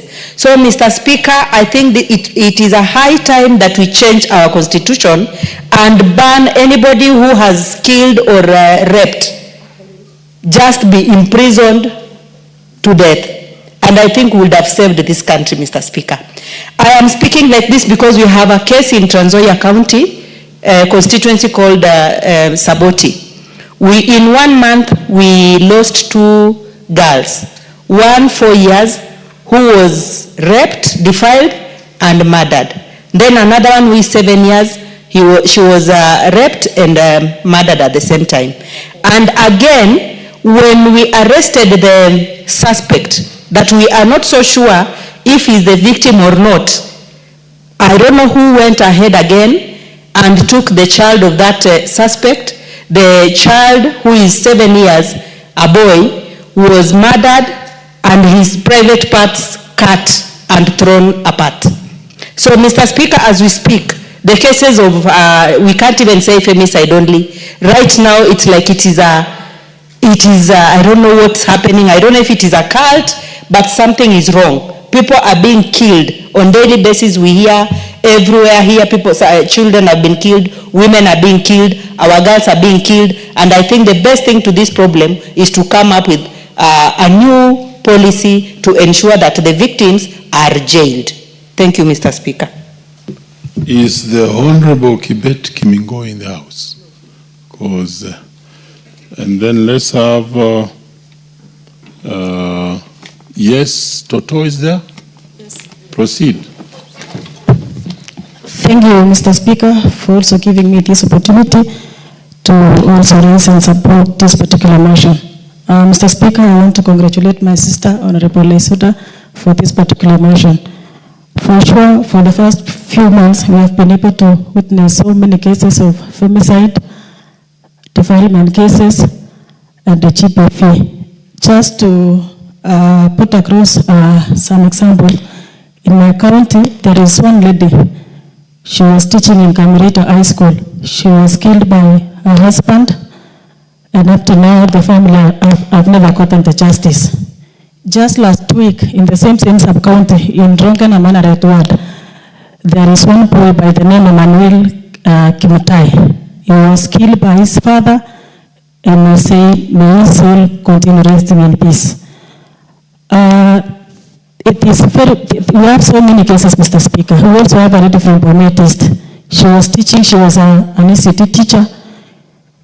She was also killed. We have another one called Evelyn Ruto, and so many, Mr. Speaker. Because of time, we want to say we really condemn this act with the strongest term possible.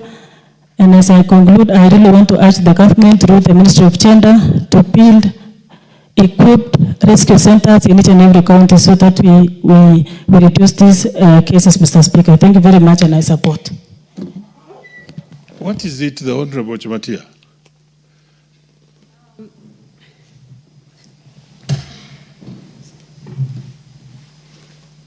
Mr. Speaker, according to Standing Order number 35,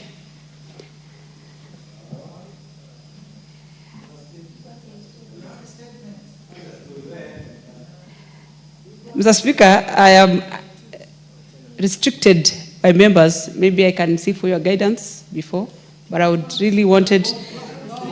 You know, once you pronounce 35, you must proceed. Those are the standing orders.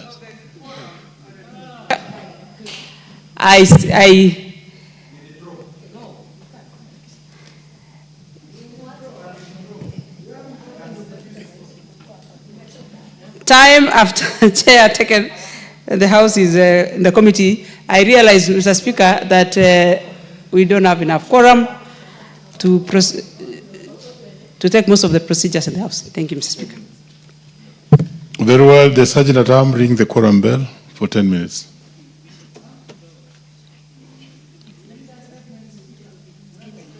Honorable members, once quorum is pronounced, once 35 is pronounced, then the Speaker must rise to the occasion and check out if there's quorum. And indeed, I confirm there's no quorum, and therefore ring the quorum bell for 10 minutes. Meanwhile, no member can get out of the House now, so proceed.